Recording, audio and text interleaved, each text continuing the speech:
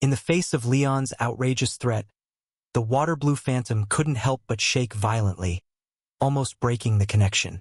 After a while, finally calming down, the Aquarius director couldn't help but say with a dark face, "You wouldn't do that. Besides, after I became a sitter, I saw your future, like a blue plastic bag blown by the wind, always floating not far in front of Leon." The Aquarius director darkly threatened, "Your mind is hiding too many crazy things. If I tell the cleanup bureau everything you plan to do in the future, guess what they'll do to you?" Click. Upon hearing the Aquarius director's threat, Leon's steps slightly halted. He then stared into his eyes, grinning with pleasure. "If you can talk, just go ahead and tell them." He knows. No, he really knows. Faced with Leon's response, almost a direct admission, the phantom of the Aquarius director shook crazily before sternly questioning. "Leon Lane, who exactly are you? Why can you shield the Watcher's Palace? And what do you plan to do in our world?"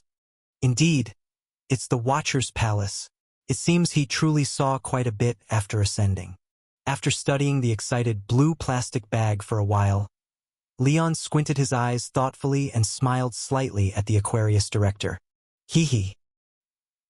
Faced with Leon's evident unwillingness to respond, the blue plastic bag danced wildly around, then spoke darkly. "What do you want to know?" "I don't want anything." "No, you want something." Managing to calm down a bit after the excitement of meeting an old acquaintance, the Aquarius director said expressionlessly, "Now the entire Aquarius Palace belongs completely to you. If you really don't want to communicate with me, you can leave with just a thought. Since you haven't left, it proves there's something you want to get from me, and naturally, the most valuable thing on me is information about the future. Alright, although the old Aquarius has ascended, his mind seems to be quite clear." Glancing at the Aquarius director's expression, Leon nodded in acknowledgement of his judgment and then spoke. "Firstly, I want to know the list of members of the Slaughter King Association." "That's not possible." The blue plastic bag shook, unhesitatingly refused. Although the Slaughter King Association's law book shattered, it used to be on the same level as the Watcher's Palace. If I break my promise, even in the Watcher's Palace, my soul will still perish directly. "All right, then I'll change it." Nodding noncommittally, Leon said, "I also want to know the whereabouts of the 4 treasures, taken from human ancestors by the supreme 4-pillar gods." "That's also not possible." The Aquarius director darkly refused again. "The effect range of the Watcher's Palace is limited to nearby realities. It doesn't see the situation on the old soil side, and with the strength of my soul, I can't view such a distant future. Then, including the Ophiuchus Palace's abnormal metamorphosis secret technique, the methods to collect all 13 palace secret techniques. I don't have it. I can only tell you a small part of what might happen in the future. Such things are beyond the Watcher's Palace's abilities." Tisk. Hearing the Aquarius director's words, Leon couldn't help but mutter in slight dissatisfaction. "Neither this nor that is possible. What's the point of going up?"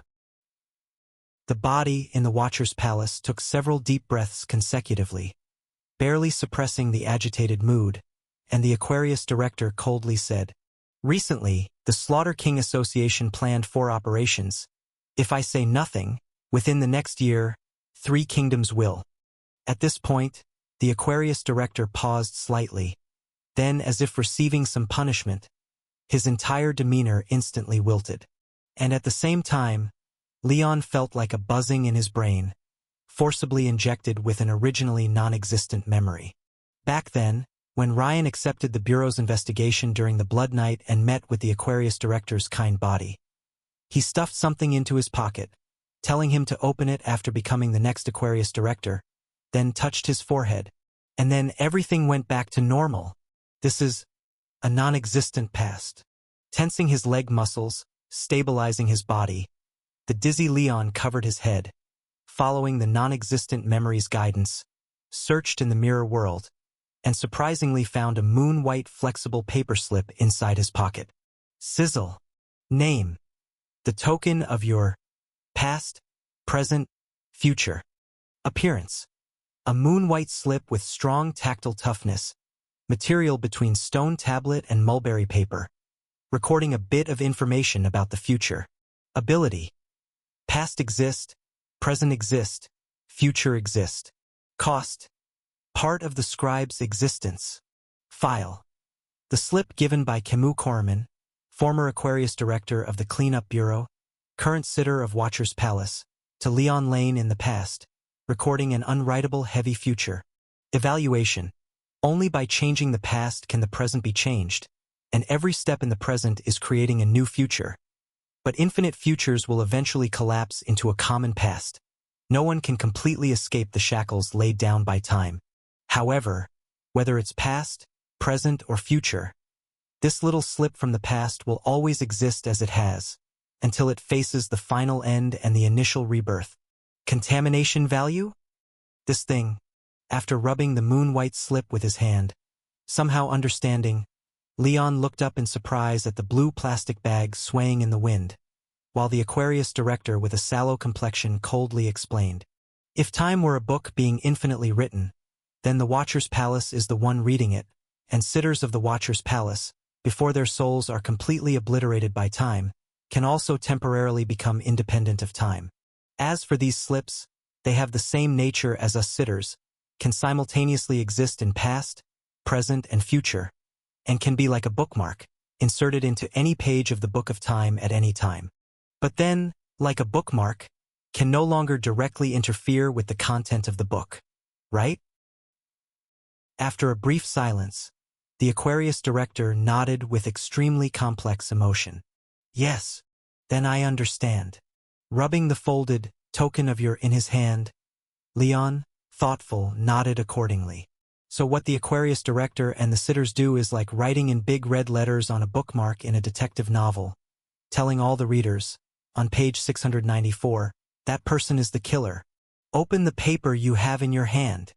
Gazing at the pondering Leon, the Aquarius director's dim shadow said coldly, "What's written on it is my gesture of sincerity. But if you want to know more about the future, you must answer my questions." The future. After hearing the Aquarius director's words, Leon couldn't help but squint his eyes slightly, then open the folded note as instructed. Circle, circle, circle, circle. What on earth is this drawing? The Olympic rings? Seeing the 4 tightly packed circles jumbled together and interconnected, Leon's brow furrowed. However, just as he was about to ask, he noticed that under his observation, those strange circular characters visibly expanded, turning into a readable form. They even thoughtfully offered a simplified Chinese translation. The Frost Plains country Ashito, hexagonal mountain range, under Rihe City, scorching spring ravine, Liu Bei Ing River. Which kingdom Mafala, grand which ritual, which king's death, black cat disemboweled, no successor to the witch court. Thousand sails maritime country Seo, hidden moon fog dispersed, sun shadows difficult to conceal, anchor ships sink, voyage land piles of corpses. Twin kingdoms Carlevon, lumen restored daylight, deep night exhausted, sunset east rise, citizens slaughtered in revenge. Blinking in surprise, Leon reached out to gently rub the first line of text, whereupon bizarre yet vivid images unfurled silently within his dark pupils through the paper's convoluted characters. Below the white tundra, magma spewed out like a flood, in the blink of an eye engulfing a human city beneath a snow ridge, and outlined fiery rivers interwoven with red and black beneath the massive hexagonal glacier. And the glacier of the hexagonal mountain range, under the erosion of these red and black fiery rivers, was rapidly shrinking at thousands of meters per second. Massive meltwater mixed with avalanches poured into the great river, flooding south along the river course, forcefully swelling dozens of tributaries 1,000-fold, turning 3 counties in the northern part of the kingdom into a vast swamp. Hexagonal mountain range under Rihe City, scorching spring ravine, Liu Bei Ing River. Comparing the illusions reflected in his pupils and pondering the note's contents, Leon's brow furrowed more tightly. So, a disaster will occur in the future northern kingdom, due to the eruption of the underground magma river, not only destroying a city, but also melting the glacier of the hexagonal mountain range, causing an unprecedented large-scale flood disaster in the northern part of the continent. And such a level of disaster is only a quarter of what's noted on this paper? As I just mentioned, the Slaughter King Association recently planned 4 actions. If I don't say anything, they will succeed 3 times within the next year. Raising his hand to show 3, seemingly temporarily relieving the restriction against directly revealing future events, the Aquarius director calmly continued. Even with the personal involvement of a newly appointed director, one of the Slaughter King Association's 4 actions was forcefully stopped, but the other 3 actions still proceeded perfectly. When the Watcher's Palace's potency weakens thrice, true gods with over 60 Leon value will descend in large numbers. Even if the Cleanup Bureau responds promptly and recalls all the forces they can, many familiar faces to you will disappear forever in the ensuing war. Moreover, don't think you can disclose these things. Pointing at the note in Leon's hand, the Aquarius director laughed coldly and said, "The note in your hand, aside from being a carrier for information, is also a necessary tool to intervene in the future. Only those who hold and see it can receive future insights from me. It's made from a part of my existence and completely under my control, so without my permission, you won't be able to tell anyone about the future." This Aquarius old man, even dead as he is, still has that infuriating attitude, rubbing the characters of the other 3 rings on the note. Leon looked at the phantom of a black cat whose belly was slit open, its corpse hanging high on the spire, silently mourning amid ruins. Seeing countless ghosts in the scorching sun, screaming and wailing, forced to sink their ships, falling into the sea, and seeing, under the interchange of day and night, black and white inversed, millions of citizens slaughtering each other with blades, Leon couldn't help but reluctantly nod. "You win. Speak. What are the terms? I want all your secrets." Watching Leon, who finally conceded, the Aquarius director's shadow couldn't help but smile slightly, speaking with fiery eyes. "I want to know your origins, know your way of nullifying the Watcher's Palace. And I also want to know." "You're asking for too much." Interrupting the Aquarius director, Leon refused without hesitation. "You should know how valuable my secrets are. Even the entire Watcher's Palace wouldn't suffice to trade for them. I can't agree to this deal." Indeed. Accepting Leon's words frankly, the Aquarius director smiled confidently and said, "I admit your secrets hold immense value, but value eventually depends on the buyer. What I know of the future, though not as important as your secrets in pure value, is... Wait, where are you going?" "Of course, to find Nicole." Seeing Leon stride towards the Aquarius Palace's door with killing intent, the Aquarius director was left dumbfounded as Leon answered, "I think you were absolutely right. Value ultimately depends on the buyer. So once I drag Nicole in front of you, with a knife to her throat, I'm sure you'll answer whatever I ask." "You! If you think I wouldn't do such a thing, and am just putting on an act with you, then send your consciousness back to the Watcher's Palace and see for yourself the future. See if I wouldn't act against her. Hee. Nicole is merely like your own daughter, the sole kindness and reluctance in your human nature, your last tie to this world, the only softness in your pitch-black heart." "Enough, no more nonsense." Switching on the master performer, Leon, trying to act as the resolute and ruthless Leon, stood at the Aquarius Palace's entrance, coldly smiling with a threatening voice. "Your condition is something I can never agree to. So now it's your turn to make a choice. Either you revise your conditions willingly, or I'll go and bring the one who can make you change your terms over. But I can't guarantee that I'll be able to bring her back intact." What was I thinking back then, entrusting Nicole to such a person? Aquarius director, whose face was twitching with veins, couldn't help but take a breath as he looked at Leon, who had no sense of being a positive figure, and repeatedly threatened him with Nicole, and then spoke darkly. "Then you tell me, how exactly do you plan to trade? If you ask me." Upon hearing this, Leon raised his eyebrows and immediately proposed, For each question I answer, in exchange for you properly fulfilling the duties of Watcher's Palace and continuously reporting the future for 10 years. Impossible. Facing Leon's harsh and exorbitant demands, Aquarius Director naturally chose to bring the price back to the ground without hesitation. Your one question can at most exchange for one piece of information about the future. Haha. Upon hearing this, Leon couldn't help but let out a cold laugh, then resolutely pushed the door open and walked out. Wait. You wait. Not daring to gamble on whether he would harm Nicole, Aquarius Director called out to stop Leon, who was about to leave, softened his tone, and discussed logically and emotionally. There are many things I want to know, at least dozens of questions to ask. But if it's according to your terms, I won't be able to finish asking my questions even when you die of old age, so I can't agree to your proposal. No problem, you'll agree when Nicole arrives. You! Aquarius Director's expression turned angry upon hearing this, but he quickly suppressed his anger and tried to persuade earnestly.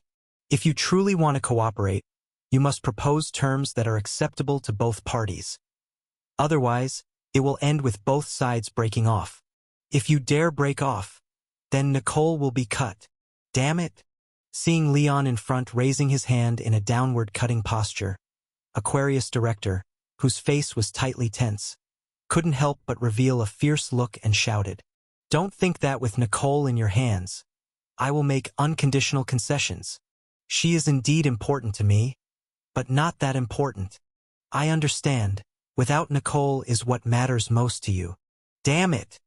Seeing Leon holding the doorknob, pushing and closing it, but not walking out, Aquarius Director couldn't hold it anymore and angrily shouted with a flushed face, "Get out! Get out!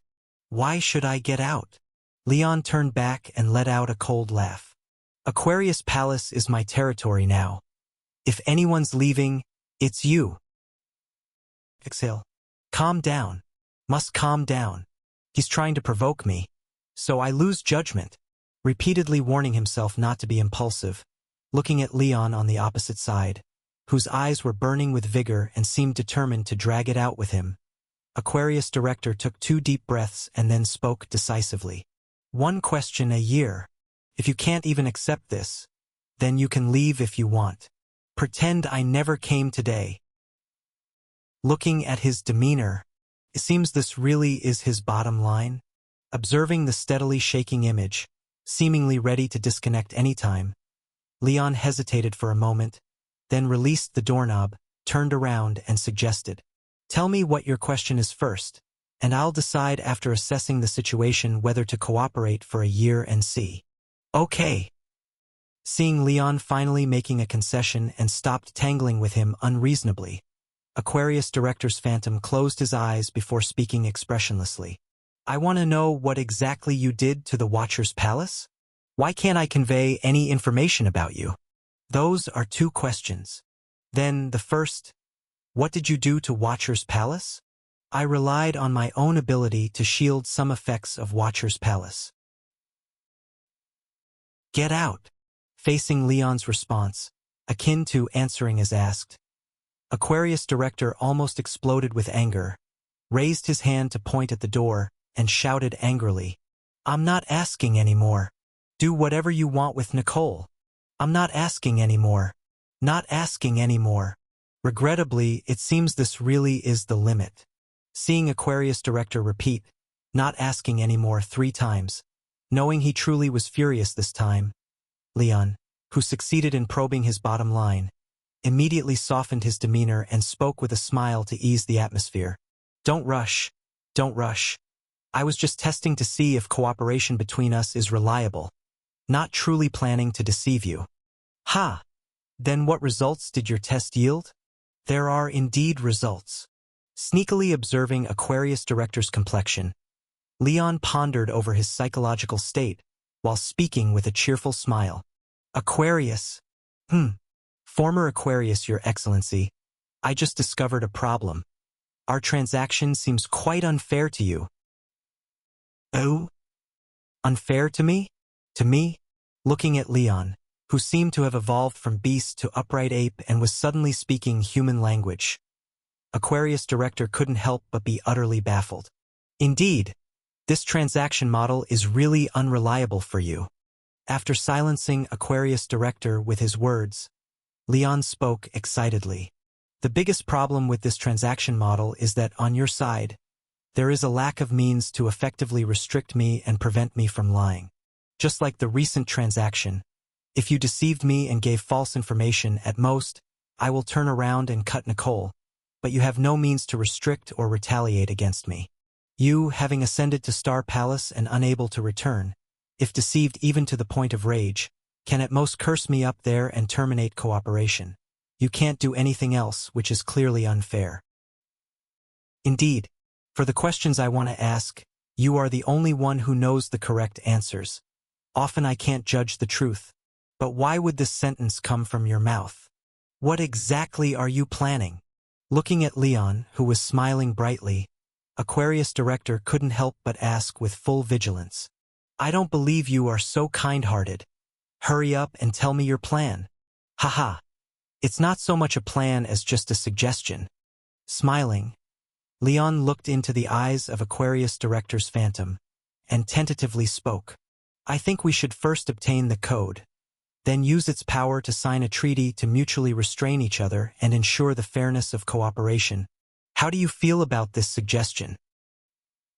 Obtain the code to sign a contract to ensure fairness in cooperation. After hearing Leon's suggestion, Aquarius director couldn't hold it together anymore. Among the members of the Slaughter King Association, there are plenty who have grudges with each other. That code is essentially the foundation upon which the Slaughter King Association is established. Asking me to get the code and then sign a contract for cooperation with you, this is practically asking me to help you destroy the Slaughter King Association. I admit, this condition does sound a bit absurd.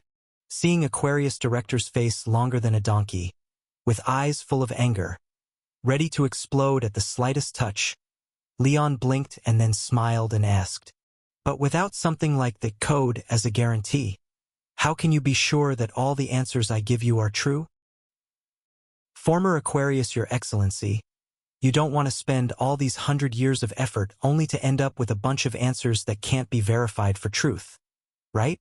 Faced with Leon's Japanese-style negotiation, the shadow of the Aquarius director was silent for a while. Afterward, instead of rebutting, he followed up with a question. But the similarly ranked and more complete Watcher's Palace has already been shielded by your ability. Can that broken 10 Tribes Law Book of the Slaughter King Association really hold you back? 10 Tribes Law Book, is that its full name? After firmly memorizing the intelligence inadvertently revealed by the Aquarius director, Leon, with an unchanged expression, bluffed.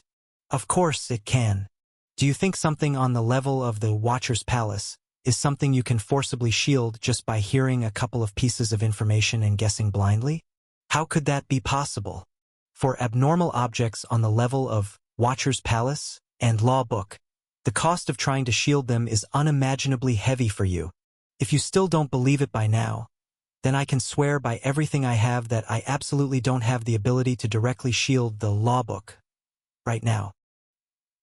Indeed, seeing Leon's confident expression, recalling the walls and columns full of Leon in the Watcher's Palace, the Aquarius director couldn't help but nod slightly. Although he did have a precedent of shielding the Watcher's Palace, being able to shield just one thing at that level was already unimaginably crazy, and the conditions for achieving it must have been extremely harsh. Moreover, although the 10 Tribes Law Book is theoretically the same rank as the Watcher's Palace, the history of the 10 Tribes Law Book's existence predates the human-created Watcher's Palace by thousands of years. The two can't even be considered part of the same system. If both of these supreme creations from two completely different systems could be effortlessly shielded by Leon. Impossible. Absolutely impossible. Fine. I agree.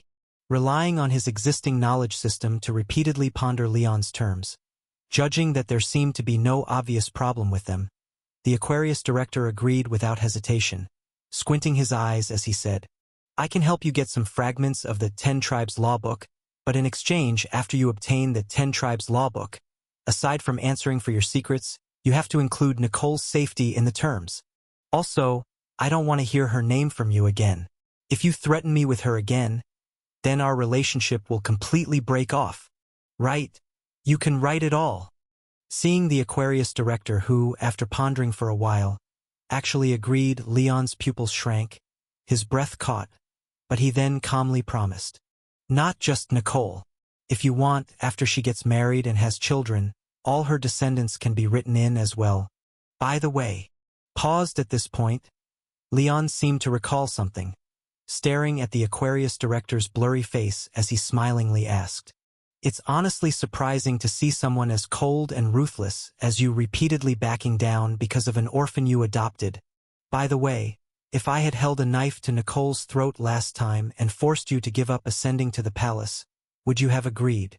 You're mistaken. It's not that I care about her. It's that I must care about her. Seeing Leon still testing his limits, the Aquarius director snorted and then answered expressionlessly. There is also compatibility between abnormal objects and their users. The Watcher's Palace, led by the first Aquarius director, is an abnormal object created on the foundations of love, devotion, and sacrifice. Therefore, even if I completely replaced Joan, becoming another Joan entirely, if I had no love in my heart, I couldn't fully match with the Watcher's Palace, and Nicole is an important tool for enhancing my compatibility with the Watcher's Palace. Just like the connections between the 12 kingdoms' royal families and their ascendants, the emotional ties with offspring or lovers are both the essential prerequisites for becoming an ascendant and a necessary means to increase compatibility with the Watcher's Palace. In this regard, even Joan was the same. Her indulgence and nurturing attitude toward Olivia weren't just pure affection. Ultimately, she was also finding an anchor for herself to ascend to the palace. Ugh! After listening to the Aquarius director's long explanation, Leon, feeling slightly unnerved, let out an involuntary noise, then awkwardly grinned and said, "To be honest, at your age, this Tsundra act is really kind of disgusting. Damn, I should have smeared dog shit on your face when I went back in time to deliver the note." Though he didn't understand what Tsundra meant, the Aquarius director was deeply hurt by Leon's kind of disgusting remark. After several heavy breaths, the veins on his forehead throbbed as he gritted his teeth. Anyway, from now on, I'll be watching the future. If there's an opportunity to obtain fragments of the law book, I'll find a way to inform you. By the way, at this point, the Aquarius director's shadow seemingly casually said, "You can't fully control the Aquarius Palace now. But even when you cross the difference between man and God and can perfectly wield it, remember to leave a part behind and not change the ownership entirely. Otherwise, it will be a hassle for both of us. Because the Watcher's Palace is built in a very distant part of the Star Sea to gain the widest vision and observe reality perfectly. If the Aquarius Palace can't be used for positioning, it might take me years to find you, and by then, it might be too late to remind you of any opportunities." All right. After listening to the Aquarius director, Leon looked him in the face, then nodded with a smile. "I'll leave you a small place. This Aquarius Palace, which is now entirely mine, always welcomes you bringing good news." Hee. Both the previous and current Aquarius directors smiled amicably at each other.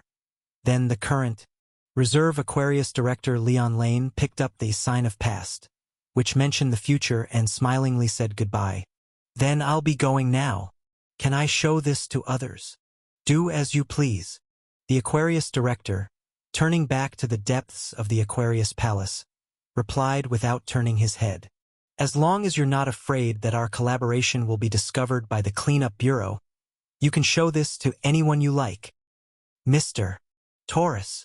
After pushing open the grand doors of the Taurus Star Palace, Leon strode into the Taurus Star Palace, intruding into a selection scene akin to a hellish furnace. "I have something very important to discuss with you, Aquarius." "Oops, it can wait until you're done with your lecture. It's all sorted." With a flick of his tongue, he licked the forehead of the last terrified cleaner and devoured about 3 hours of his memory. After finishing up, the cancer director, who was called to handle the aftermath, put down the now soggy cleaner and gazed intently at Leon, asking with eagerness in his eyes, "By the way, Have you really not considered giving up your position as Aquarius director and taking the exam with us again? Enough. This isn't the time to discuss those things. After stopping the Cancer director, who still hadn't given up and was trying to poach someone, the Sagittarius director turned to Leon and asked with a furrowed brow, "Leon, what did you mean by what you said earlier? Hasn't Aquarius already ascended to the palace? Why is he still seeking collaboration with you?" To be honest, I'm not quite sure how he managed it either. Under the scrutiny of the Taurus, Pisces, Sagittarius, and Cancer directors, Leon began to explain. My guess is that when he split his soul, he left a few fragments in the Aquarius Palace, or perhaps used some other trick, which allows him to maintain connection with the Aquarius Palace even after his ascension. But the reason I've called you all here is not to talk about Aquarius maintaining contact with the mortal world, but rather this.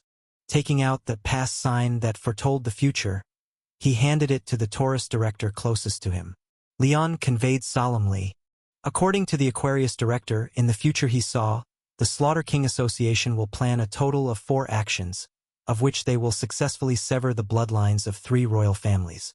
After that, the efficacy of the Watcher's Palace will deteriorate in 3 consecutive instances, allowing true gods with a Leon value of over 60 to descend freely into the mortal world and wage war against us in the Cleanup Bureau. The bloodlines of 3 royal families severed, the efficacy of the Watcher's Palace drastically reduced, an outbreak of a true god-level war. Upon hearing this, all 4 directors' expressions involuntarily froze. Then the Sagittarius director was the first to voice skeptical. This is information passed down from Aquarius. Can you be sure he's telling the truth? It's hard to say for everything else, but what's written on paper should be true. Recalling the intelligence he had previously gathered, Leon affirmed with confidence. Besides, since he has something to ask of me, what's on this past sign serves as an advance payment to prove his sincerity, so it has a high degree of credibility. Has something to ask of you? After hearing Leon's words, the Sagittarius director couldn't help but exchange a glance with the Taurus director, who then inquired, Leon, can you tell us all the specific details of that collaboration? Of course. Nodding at the query, Leon recounted his experiences in the Aquarius Palace, choosing what he could disclose. After listening to his narrative of the collaboration process, the Cancer director couldn't help but conclude with an odd look in his eyes.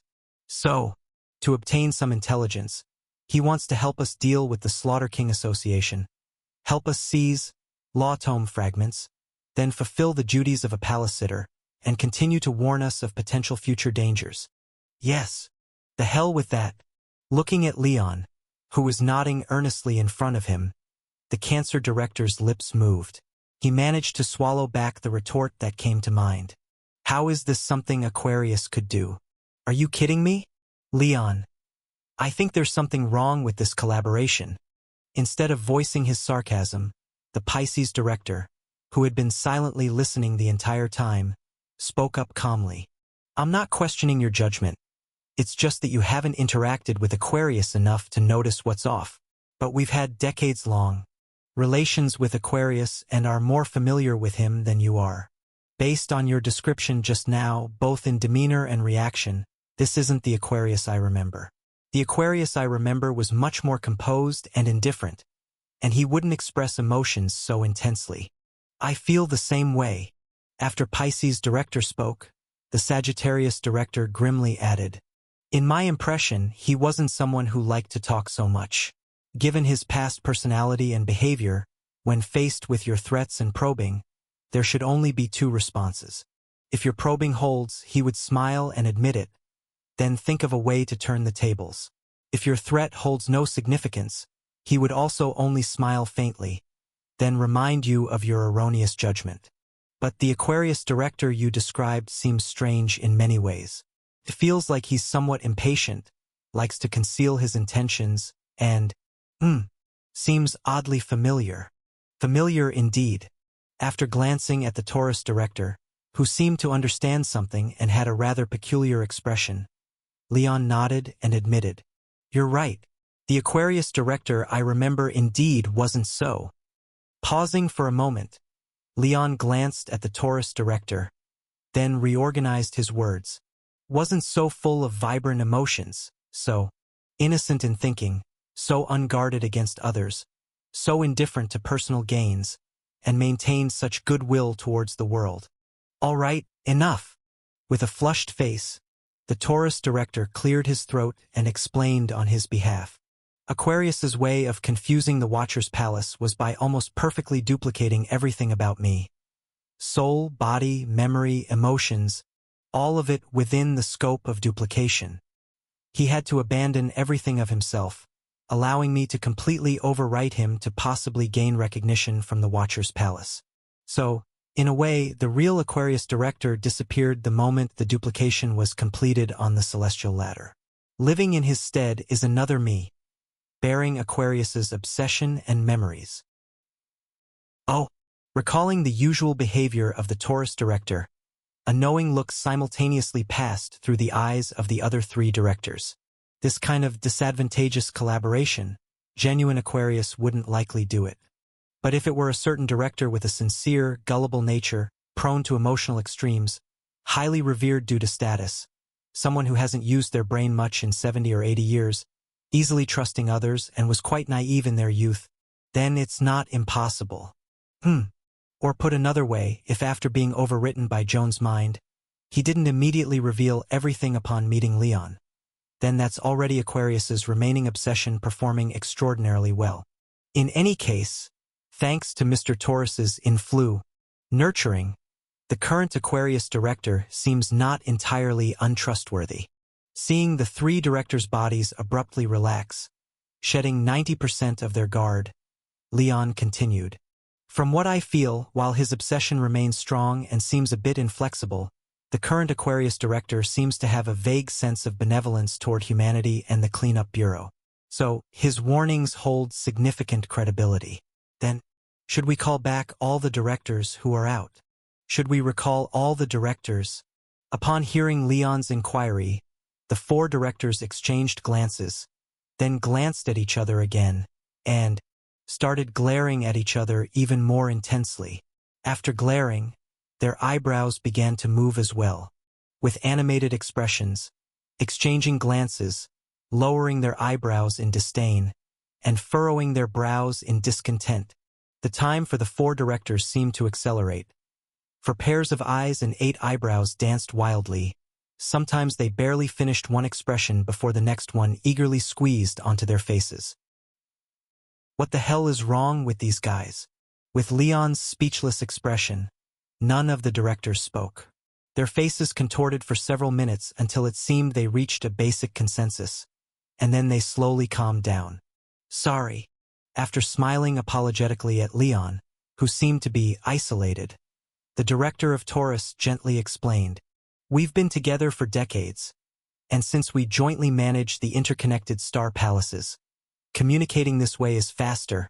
Leon, regarding whether to recall the other directors, we're currently at a 2-2 vote. What do you think?" What do I think? Does it mean that, as a reserve director, I also have voting rights?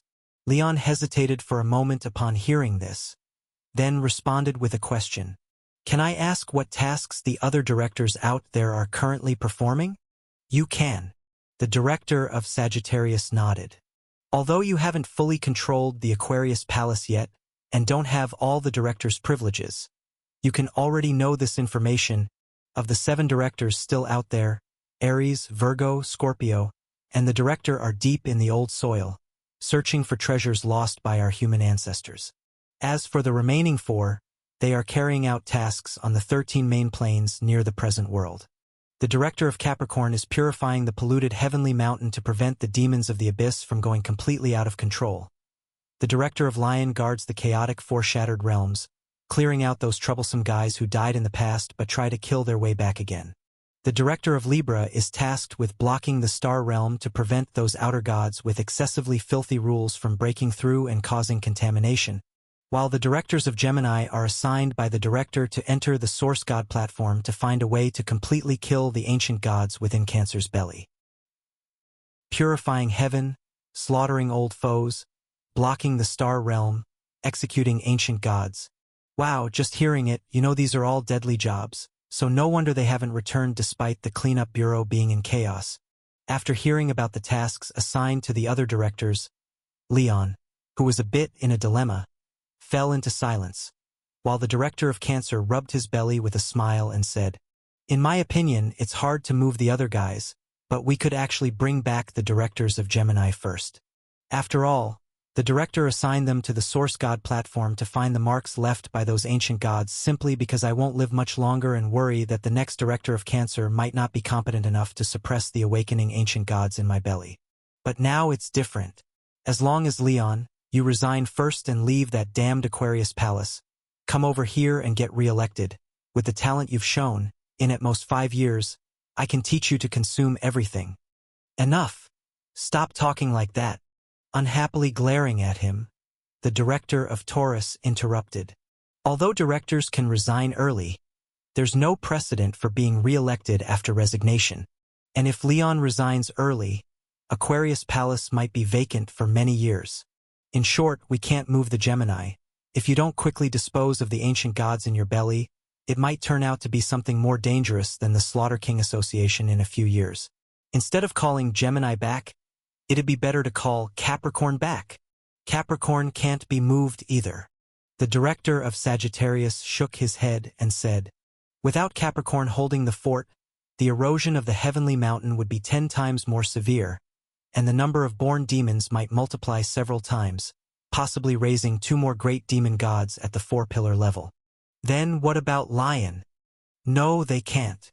The director of Pisces frowned and said, "The rules of the 4 shattered realms were shattered by the 3rd director. If we don't manage it at all, those enemies who died in the past might really manage to creep back from the shattered timeline.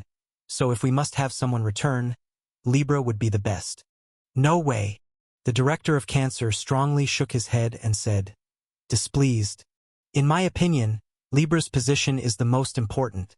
You won't have forgotten about that outer god with the blood moon rules, right? Even just a tiny bit of the rule residue leaking in after it died turned the entire moon red for 3 weeks. If we call Libra back and another outer god of the same level sneaks through the star realm and embeds its rules into the present world, what will we do? By then, when people all over the world look up at night, there'll be a grotesque, mouth-covered flesh moon in the sky, hungrily gazing down at them and drooling. That's not impossible." The director of Sagittarius said thoughtfully, "I had already considered what to do if that really happened. We could open the illusion can, dig out Asur's sleep's brain inside, and forcibly make all humans always keep their heads down, avoiding looking at the moon. Then we could send the shed of Omnia Cicada up there, wrap around the entire moon, and after about 10 years extract the outer god that eroded the moon out of the moon to eliminate its influence." "Are you crazy?" Upon hearing this, the director of Taurus couldn't help but get angry, his brows immediately furrowing. "Can we just mess with those things? And how do you know the next outer god's rules will still be blood moon? What if one with wasteland or deep drought rules shows up? Will you let nearly half of the present world dry up for 10 years? If it's another outer god, we'd naturally have to use other means. For instance, if an outer god with wasteland rules really comes, we could take out the heart of the Scarlet Overlord and use its blood as a water source to alleviate the drought since its blood is endless." "No, don't even think about it. We must consider it." At this time, the director of Pisces stood up with a serious expression and reminded, "Joan, your soul is injured now, and I only have half of my peak state left. Sagittarius will soon have to replace Cancer to guard the abyss. The Bureau practically only has Cancer as a director-level figure, but there are 4 kingdoms to protect, so we must prepare for the worst. However, it would be different if Aquarius is truly reliable, wouldn't it?" After thinking for a moment, the director of Cancer proposed, "If Aquarius can fulfill the duties of their palace, we can shift the Yellow Road director there ahead of time. What if Aquarius has ulterior motives?" The director of Sagittarius squinted and said, "Even if the content on the Sign of the Past is genuine, if the Yellow Road director moves, the Slaughter King Association will immediately change targets, attacking the other kingdoms without a Yellow Road director in place, which might be worse than now. In the end, It's still that we have too few personnel who can be relied upon, and the strength of the deputy directors in the smaller bureaus is generally not enough. The director of Taurus sighed helplessly. If we could have several people who don't rely on the Star Palace's support, who can still firmly suppress a true god even after leaving their residence. Wait, such people seem to exist? Why is everyone looking at me? Seeing the argument settle down and a unified gaze falling upon his 4 directors, Leon felt a chill on his scalp. Instinctively, he took half a step back and tentatively suggested, if those directors can't make it back, how about we call the bureau chief and the other 3 directors back from old soil? It's better if they don't move. The Sagittarius director shook his head and said, even with assistance from the Star Palace shift, it would take some time for them to return, and they might not make it in time for the situation here. Moreover, you can't always enter old soil at any given moment. If we miss this chance, we might have to wait several generations, and even if we reach the next opening of old soil, the cleanup bureau may not be able to send that many people again. If the opportunity is that rare, could we recall 1 or 2 of them first? That would be very dangerous for them. The Pisces director gently explained. Leon, although the 4 pillar gods have been killed, the time on old soil is extremely chaotic. Exploring there means there is a chance to encounter the 4 pillar gods during their peak period. If they do meet the 4 pillar gods of the past, the chief could take on 2 alone, the Aries director could suppress 1, and Virgo and Scorpio together could hold 1 off. That's the minimum requirement for entering old soil. Having any fewer people would be unsafe. After hearing the Pisces director's explanation, Leon fell silent for a moment, then raised his hand with a strange expression, pointing at his face. So, you're planning to let me deal with the Slaughter King Association? But I'm only level 3. You are already a director. Pointing to the Aquarius symbol on Leon's arm, the Sagittarius director said righteously, if you don't mind revealing your identity, then all the memories of the cleaners participating in this election can be fully retained, and will immediately hold the director succession ceremony for you. Leon, the safety of our human race depends on. Stop. Don't put pressure on me yet. Raising his hand to make a pause gesture, stopping the Sagittarius director's value-laden speech, Leon couldn't help but argue. Members of the Slaughter King Association are all true gods. Under particular circumstances, I can only achieve true god-level strength. Is it too much to send me to deal with them? Don't worry about that. The Taurus director thought for a moment and promised directly. The 4 of us will fully support you. Except for those guarding especially important places who cannot be spared. You can pick and choose any cleaner from the 87 branches. Besides that, all other support will also be in place. The Pisces director gently added. Although the states of Taurus and I aren't great, we can provide remote support. As soon as we receive your signal, we'll activate the headquarters sundial dish, temporarily blocking all sunlight from reaching reality, giving you 1 second of sunlight. This sun with only 1/6 intensity, although it can only be used during local daytime and can be dispatched once a day, is enough to deal a fatal blow to ordinary true gods. Also, among the 4 kingdoms that might have issues, you only need to manage the simplest one. Seeing Leon seemingly tempted, the Cancer director chuckled, patting his big belly. The Northern Kingdom is the base of the Aquarius branch, and Baltro is quite competent.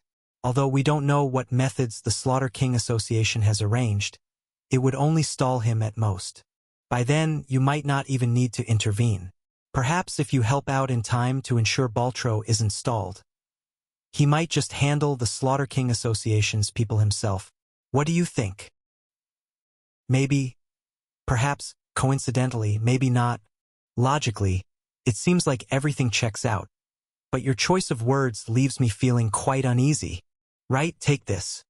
Just as Leon was being besieged, clearly feeling overwhelmed, the Sagittarius director flipped his wrist and, from somewhere, produced a segment of pale pink meat, tossing it toward Leon. This was the apology gift we promised last time. Initially, I planned to give you both items together when I found them, but you might find this useful now, so I'm giving it to you as extra insurance. Question mark. Name: Desolate Violent Tongue. Enhanced: Corruption, Veracity, Barrenness. Appearance: pink tongue of an artiodactyl, ranging from bright pink to deep red, with a rough surface and a thick white coating, featuring 44 rows of tiny papillae. Ability: Demon's Tongue, Swallowing Abnormality, Origin Robbery. Cost: completely replacing your original tongue, or feeding it fresh grass beforehand, and providing a strong enough soul afterward. File: Tongue of a near-divine level great demon. Lost consciousness due to severe injuries. Parasitized on a mountain goat.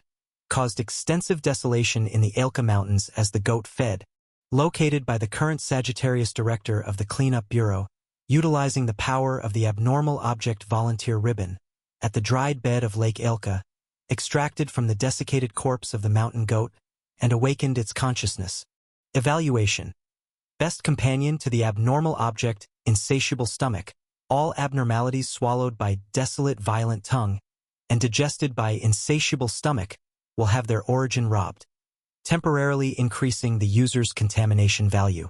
Unfortunately, due to this abnormal object's lower rank, the effect of robbing origins and increasing contamination value is capped at 59 points, which is only slightly better than nothing for you. Contamination value: 8. Your contamination value has increased. Current contamination value: 20.5. So the sheep tongue has already been found. After reading the description of the desolate violent tongue, Leon looked at this once-coveted abnormal object with suspicion at the Sagittarius Director. Although the tongue-stomach combo could temporarily increase contamination value to 60 after being combined, firstly, Leon already possessed a similar ability, and secondly, the opponents from the Slaughter King Association should be at least above true god level. It seems this item's usefulness is limited? Don't worry, you'll definitely find it useful. Seeing Leon's doubt, the Sagittarius Director smiled and gave Leon a knowing wink while gesturing at the sheep tongue in his hand. Thwang! As the Sagittarius Director winked, Leon's ears buzzed slightly as if hearing a bowstring being released, and the sheep tongue in his hand trembled violently like touched by a branding iron, suddenly bursting with energy. This thing is just alright as is. Seeing Leon's eyes widen in surprise after fondling the sheep tongue, the Sagittarius Director, showing signs of exhaustion, proudly smiled. But with my secret technique blessing it, for the next 3 months, it will be effective against true gods too. Indeed. Upon hearing this, Leon nodded. With the Sagittarius Director's blessing, the cap for the origin robbery of the desolate violent tongue was raised to 63 points, just enough to cover Leon's weakness of being unable to erase true god origins completely. So, can I have a few more? Reaching out to touch his cufflinks, pulling out his collection of unused Viscera series, Leon promised expectantly as the Sagittarius Director looked on in astonishment. If you could bless all of these, I'll take care of everything in the Northern Kingdom, Northern Territory, Rihi City, 3rd Heating Zone, Cleaning Bureau Aquarius Branch. The short-statured female cleaner, who was returned to the sofa by a ray of sunlight, was rubbing her eyes uncomfortably. The blue-haired old man, who was eating, paused for a moment and then put down the half-eaten pig trotter in his hand, asking in surprise, "Melly, aren't you supposed to be participating in the selection process for the 5 palaces? Why are you back so soon?" After blinking several times and finally adapting to the overly bright surroundings, the female cleaner regained her composure and answered with a slightly complicated expression. Originally, it wasn't supposed to be this fast, but the selection for Aquarius Palace and Taurus Palace was cancelled, so I was sent back directly. The selection for Aquarius Palace and Taurus Palace was cancelled? The director of the Aquarius branch was slightly taken aback, then wiped the corner of his mouth with the napkin at his collar, asking with a puzzled expression, "Why was it cancelled? Did something happen over at headquarters? I'm not sure about Taurus Palace, but Aquarius Palace withdrew from selection because they directly found the most suitable person, so they didn't need to select anymore." Only the first round of preliminary selection, and Aquarius Palace had already decided on a successor? Is this round of selection so hasty? After listening to Melly's words, the blue-haired old man couldn't help but frown and then began to comfort her. It's okay, with your talent you've basically secured a board position. So missing out on the selection for 2 palaces doesn't matter. Melly, which palace will you succeed in the future? I might be Sagittarius Palace. The female cleaner responded uncertainly. Aquarius Palace and Taurus Palace directly didn't choose. Mr. Cancer's most favored person isn't me. Mr. Pisces needs 2 people over there. But the person grouped with me is unwilling, so I probably don't have much chance, making my likelihood of succeeding at Sagittarius Palace higher. Only selected by Sagittarius Palace? Hearing the female cleaner's judgment, the blue-haired old man's frown deepened. It shouldn't be. After muttering with a puzzled look, the blue-haired old man, full of doubt, prompted further. With your rare millennium-level talent, those directors should be competing for you. But from what you're saying, it seems only Mr. Sagittarius is somewhat satisfied with you? Indeed, my talent seems to be a rare millennium occurrence. But the problem is, accompanying me in this selection is an unprecedented level eccentric.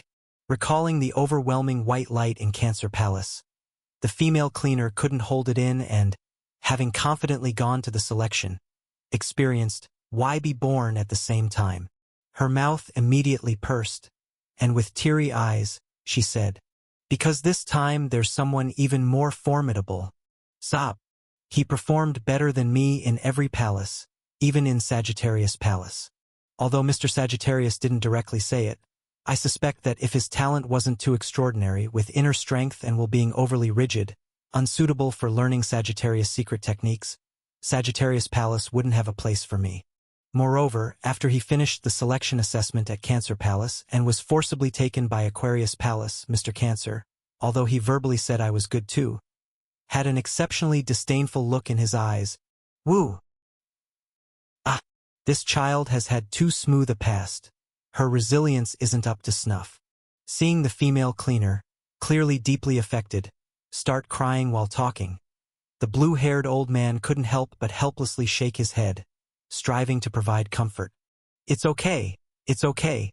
Even though you didn't outcompete him, didn't you still gain Mr. Sagittarius's recognition? Even if you couldn't achieve the best, you're highly likely to succeed in a board position. Let's not be upset. Are you hungry? Want something to eat? Yes. Wiping the tears from the corners of her eyes, feeling better after a couple of howls, the female cleaner grabbed a pig trotter from the blue-haired old man's plate and took a fierce bite, munching as she spoke. Uncle Grandpa, do I, sob, really suit being a cleaner? You do. You absolutely suit it. Seeing his grandniece gnaw the trotter with teary eyes, the blue-haired old man couldn't help but tenderly pat her head, reassuring her with a kind expression. The royal bloodline you inherited from your grandmother is already incredibly powerful. And when your grandpa married your grandma, he was already the Aquarius director of the previous generation. So the descendants of your line are naturally endowed with exceptional talent that is unimaginable for ordinary people. Even if it seems there's nothing special, you 3 are almost equivalent to direct descendants left after 2 true gods combined. According to what Uncle Grandpa knows, among all the members of the cleaning bureau, those with talent comparable to yours are probably countable on one hand, and possibly none of the same age. So Melly, never doubt yourself. You're born to be a cleaner. But Leon is just more amazing than me. That's him. Leon? That food god participated in the selection too. Did he overshadow you? Yes. After strongly sniffling, the female cleaner licked the sauce off her fingers, looking defeated as she said, he's also in the 5 palaces selection. Not only does every palace mark surpass mine, even the marks on his arms fight with each other. And he's better at every palace's selection than me. Uncle Grandpa, does he have some special bloodline too? As far as I know, he shouldn't have one. Recalling the intel about that food god, the blue-haired old man spoke with a slight sense of confusion. That person is indeed very odd. Ordinarily, Talented cleaners are either born with soul or physical anomalies, have gone through exceptionally painful or unique pasts, or have personalities and emotions markedly atypical. But his file looks quite ordinary, showing no particularly unusual aspects, certainly not to rival you with your combination of two special bloodlines. By the way, as he said this, the blue-haired old man seemed to recall something, inquiring curiously. Melly, the Ash-Edo royal bloodline within you contains the power of gluttony, combined with your grandfather's tranquility bloodline, allowing you to consume the extraordinary and maintain self-composure perfectly. The compatibility between you and Cancer Palace should be unimaginably high. But as I heard you mention earlier, he seemed to outperform you substantially in Cancer Palace's selection, even making Mr. Cancer disdain you. All right, I won't ask. Seeing his grandniece stop chewing and her eyes redden again, the blue-haired old man silently cursed himself, then picked up a large steaming bowl of soup, with a smile offering it to her. Continuously eating solids can easily get stuck. Dear granddaughter, have a sip of soup first. Clink! With a crisp sound of a spoon hitting the table, the man scanning through documents paused momentarily, then cast a puzzled look at the attendant beside him. Where's my soup? Your Majesty. Seeing the slightly displeased look in the blue-haired man's eyes, the pallid attendant couldn't help but kneel with a thud, hurriedly explaining with a face full of panic. Your soup was just here. I just turned around for a moment, and then it was gone. Gone after just turning around? After hearing the attendant's explanation, the burly man furrowed his brows, having a general idea about the whereabouts of that hearty beef soup. All right, it's not your fault. Gesturing for the attendant to rise, the blue-haired man with a stern face picked up a silk handkerchief beside him, wiped the soup from his bristly beard, and then ordered indifferently. Go and fetch another pot. No, make it 3. Also, bring 3 more pots of the cold eel stew and cheese pot, and bring 50 cans of mackerel. Be quick. Yes. Seeing that His Majesty Harvey did not blame him, the attendant let out a sigh of relief and hurried off to the kitchen, while the blue-haired man cast aside the handkerchief, gazing steadily at the dressed elder standing before his table. Sir Isaac. After calling the elder by name, the blue-haired man, having cleaned the soup off his beard, tapped the summary report on his table with a hint of displeasure inquiringly. Do you dare to hand this kind of thing to me, assuming that I will overlook it due to your past merits and not punish you? Upon hearing the blue-haired man's blunt questioning, the dressed elder's spine stiffened, a few beads of clouded sweat appearing on his makeup-covered face. Your Majesty, I have really done my best. Seeing the blue-haired man tapping the table with dissatisfaction, the back of the dressed elder, already wet with sweat, pleaded anxiously. Upon receiving your order, I immediately contacted the engineering department and inspected almost all the pipeline furnaces in Rihi City, but all were operating normally, and there was no excessive water extraction from the underground hot river. The issue lies with the hot river itself.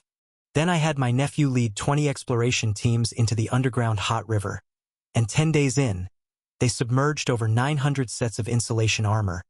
Yet the cause of this year's overheating remains elusive. Sir Isaac.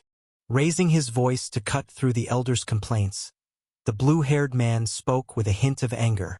You know I don't want to hear this. How hard you worked, how arduous it was, bears no relevance to the result I demand. I only want to see the reasons for the unusual subterranean activity in your report this year. I'm asking for results, not processes. As long as you can ascertain the cause, I don't care about the means. Your Majesty, I'll continue to investigate and try my best. Sir Isaac.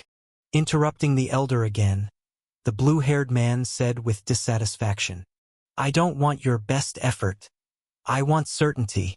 Rihi City's foundation relies on extracting hot water from the underground hot river and distributing it through pipelines across the city.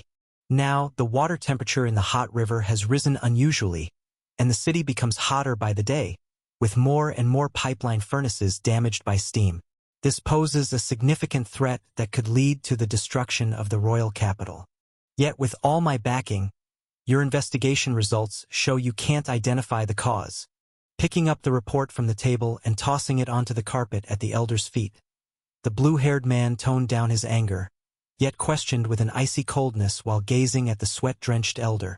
Sir Isaac, you don't really believe that if things go wrong you, a minister of the department clueless about the situation, can resign with no consequences, do you?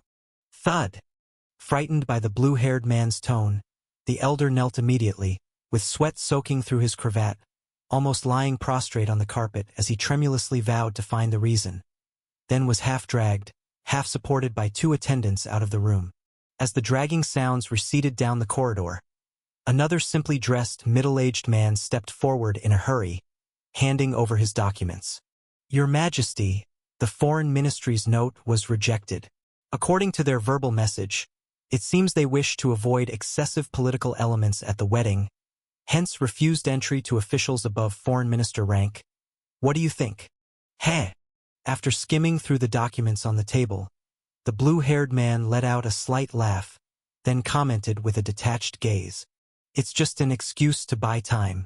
The Kralik Kingdom has suffered a big catastrophe, and all its territory was submerged by seawater, which was a huge gain for that cunning princess.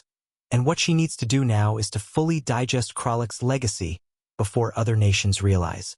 So, I have reason to suspect this so-called marriage is also her means to stall.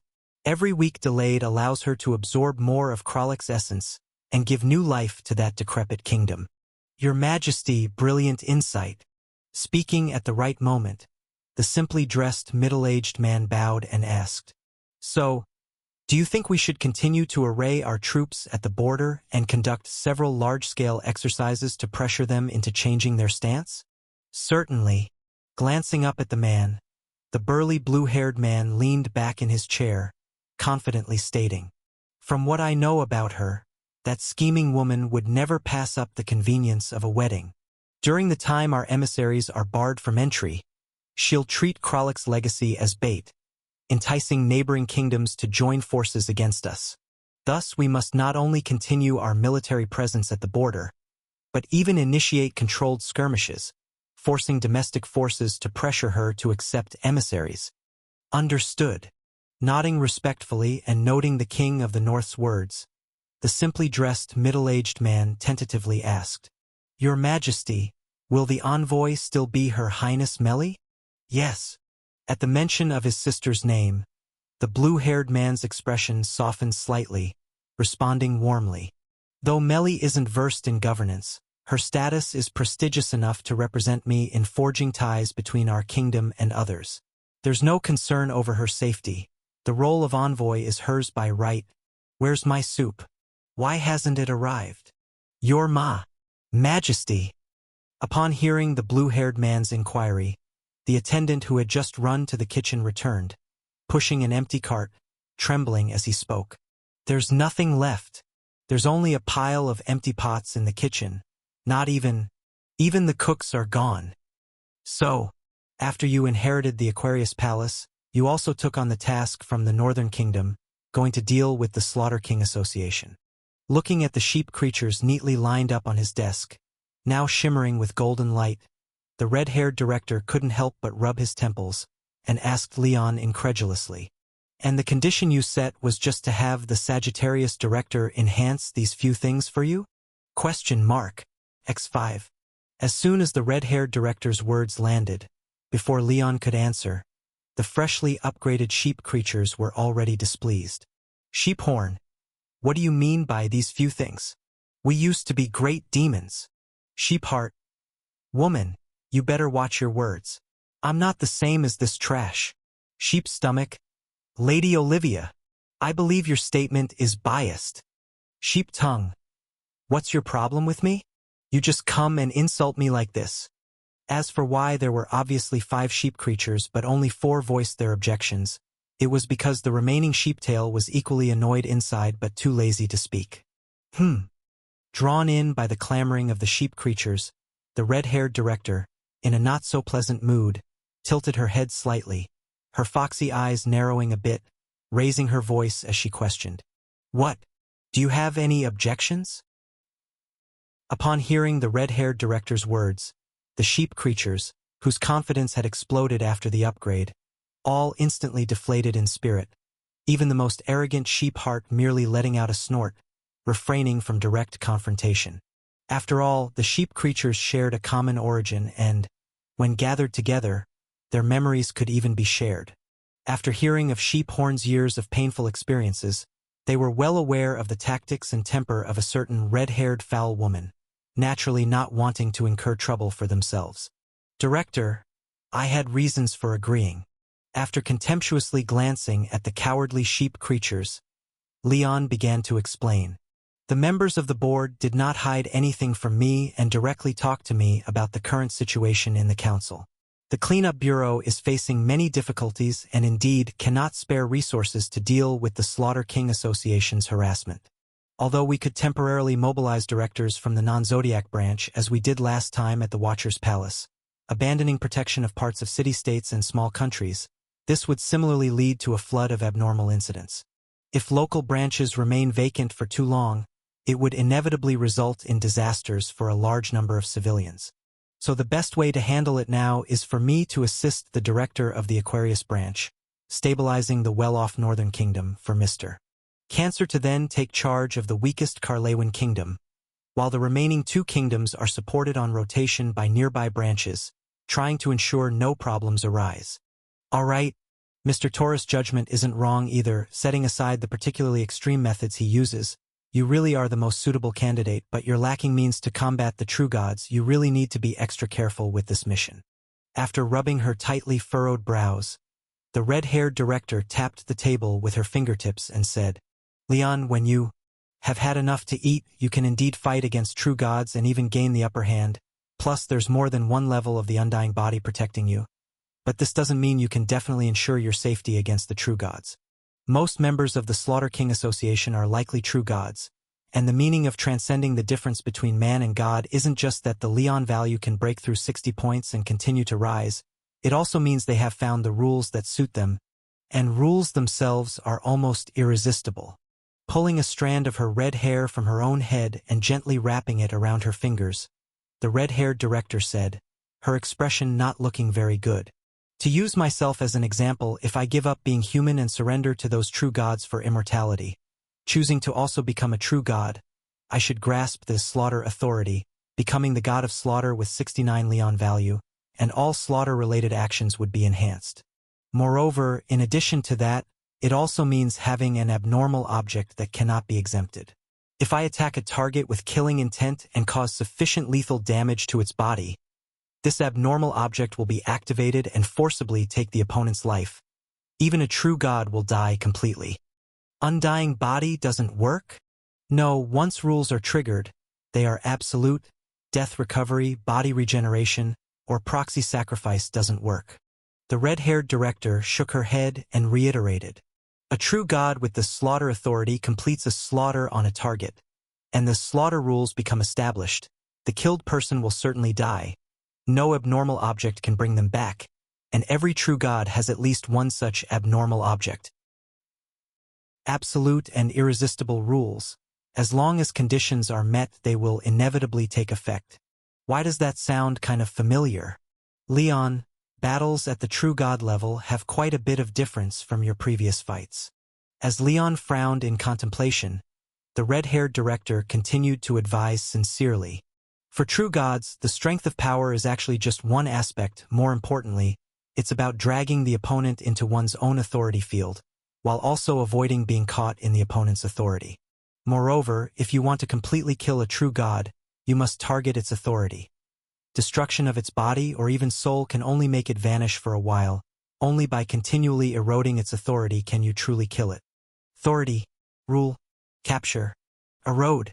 Leon, feeling a bit of a headache from listening, couldn't help asking, so if I take down a true god and then eat it whole, will the true god die? Stunned by Leon's outrageous question, the red-haired director hesitated for a moment before nodding slightly. You are currently temporarily guarding the position of Death's watchdog, and the authority it wields, Death's Watch, is essentially watching over the gate of the realm of the dead, from which you can select a portion to consume from passing deceased souls. Therefore, if you inflict enough damage on a true god's body to kill it, in a sense it counts as deceased, albeit not completely dead. If you then devour it, it is essentially using your authority to wear down its authority. Oh, then I'll be at ease. After hearing the director's words, Leon's furrowed brow immediately relaxed. Furthermore, looking at it this way, the slaughter authority isn't that impressive. A true god eliminated by slaughter authority ends up dead when I consume it anyway, plus the true god killed by slaughter authority just dies without benefit. Whereas, after devouring it, you can still use it to charge up. It always seems like the Cerberus, always seems like Death's Watch authority is stronger. Feels like my previous words were all in vain. Watching Leon, who looked significantly more relaxed, the somewhat frustrated red-haired director pulled out a bottle of alcohol, popped the cork with her thumb, and chugged it down, then casually tossed Leon a bottle. Sigh. Just spoke so much to make him more cautious to avoid unexpected schemes. But the little rascal is growing too fast. Now he barely considers ordinary true gods significant. The issue is he's not blindly arrogant. His body is armed with those tricky and insidious abnormal objects, coupled with those peculiar abilities, members of the Slaughter King Association who have already been weakened by the Watcher's Palace, when faced with him might truly not fare well.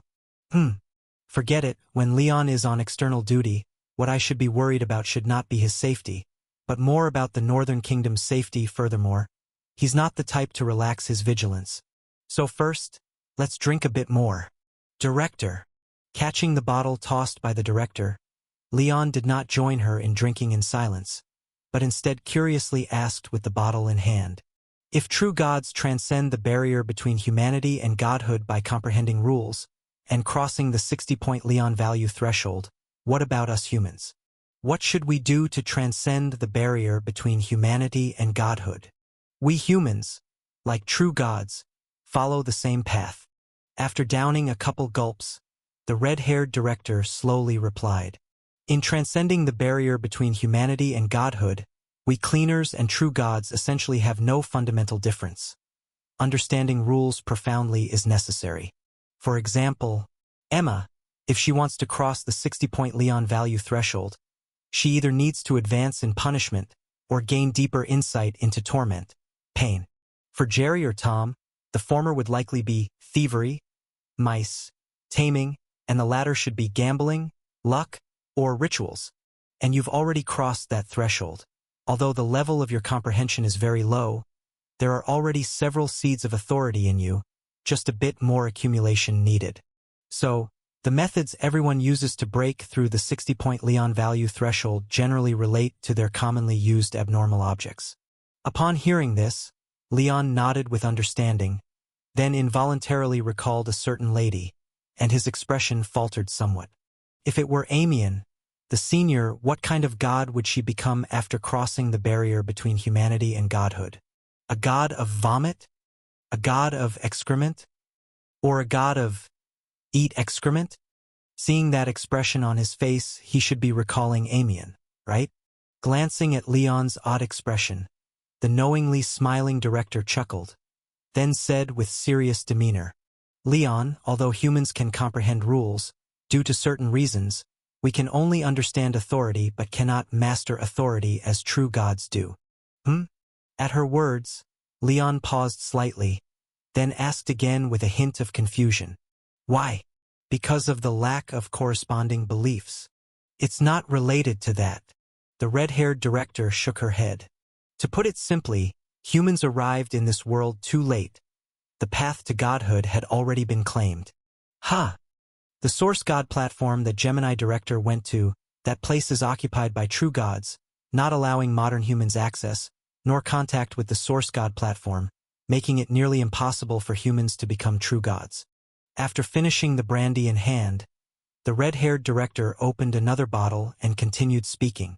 Explaining it is somewhat tricky. You can think of it like this. To become a true god, one first needs to enter a room, and then carve their name on a stone tablet at the center of the room to master corresponding authority. The issue is that room is packed with our cleanup bureau's enemies. and you have to face hundreds of their attacks alone, while etching characters on stone with an embroidery needle. Surely you can't achieve that, right? I don't quite understand. If you don't get it, just don't think about it. Seeing Leon's perplexed look, the red-haired director waved him off. Although you're already the future Aquarius director, your status is even half a rank higher than mine. But these things are still a bit early for you, and becoming a god is not as good as it seems. During the process of etching characters on the Source God platform, your human elements are gradually stripped away, your personal will becomes eroded, constantly immersed in the corresponding rules, you must fervently uphold your authority while using it. Doesn't this sound somewhat familiar? Sounds somewhat. Upon her words, Leon furrowed his brows and thought for a moment. Then his eyes opened wide in astonishment. Watcher's Palace? Correct. After downing half a bottle of whiskey in one gulp, the slightly flushed red-haired director nodded.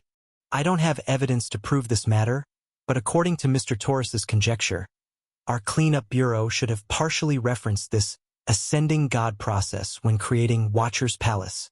So, in a sense, the Watcher's Palace hidden within the Star Sea is equivalent to the Guardian of Humanity god created by our cleanup bureau. Seems I'm rambling too much. Gently tracing her tongue over her lips to remove any liquor residue, the red-haired director cheerfully said, in conclusion, becoming a god is not a great thing. Even though it grants near-eternal life, whether that eternal existence still constitutes you is another matter. Moreover, the more authorities one masters, the more chaotic the departure becomes. About this point, the guys at the table here should be most clear, right? The guys at the table, mutton stew? Looking at the sheep stew that has been silent for quite a while on the table, Leon's eyebrows are slightly raised while the red-haired director picked up the silent sheep head with a grin and revealed. I felt something was amiss early on, Leon. According to your words, aside from the primary sins, each one also possesses an additional secondary ability, correct? From the director's attitude, Leon understood something vaguely and couldn't help nodding. Yes, do they have a problem? Not exactly a problem, but very interesting and extremely rare. Fixing her eyes on the sheep head looking around, the red-haired director pinched its horn, then spoke with a smile. The horns of rage create war. The heart of arrogance overflows with ambition. The tongue of gluttony brings desolation. Previously, I didn't sense anything wrong, but after Mr. Sagittarius's enhancements, apart from 7 primary sins, their remaining secondary abilities actually got strengthened too. However, the abnormal enhancement secret technique from Sagittarius usually only enhances the primary ability. So their mastery of those secondary abilities being at the same level as primary sins implies that this entity, when alive, likely touched the threshold of 14 authorities simultaneously. 14 powers. Was this guy really that badass when he was alive? Watching the suddenly uncharacteristically docile pile of sheep guts, even their enhanced golden glow stifled, Leon couldn't help but squint his eyes in disbelief. 7 highest-level sins of origin, 7 disasters corresponding to those sins. This is anything but the configs of an ordinary demon god. This guy's packing at least near Demon King level already, could potentially wield true god level power before even ascending, so is it disguising itself as a pig to eat a tiger? Why do you keep staring at us? Feeling uneasy under Leon's scrutinizing gaze, the black goat couldn't help but mumble. I've always been emphasizing that I was an extremely formidable great demon back in the day. Not that you ever believed me. You thought I was just lying. Yeah, but with you constantly boasting like a train on a rampage, turning eating grapes into munching watermelons, who's to know if you're legit or just blowing smoke? Anyway, maybe we've been underestimating it a bit. While Leon and the black goat stared each other down, the red-haired director chortled. Though it lacks jealousy and lust now and can't fully awaken, we should still be a bit cautious.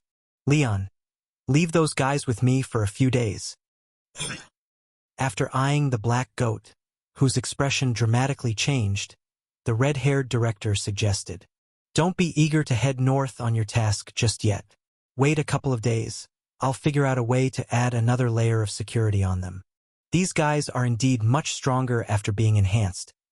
Best to employ some means to control them, lest they stir up trouble while you're distracted on your task. Help me add another layer of security on the sheep guts. Leon hesitated for a moment upon hearing this, then nodded in agreement amidst the sheep's protests. Though having the devil's badge in hand means he's not worried about losing control over the sheep guts, having extra insurance is always good. Besides, the sheep guts' 14 powers do sound quite unconventional.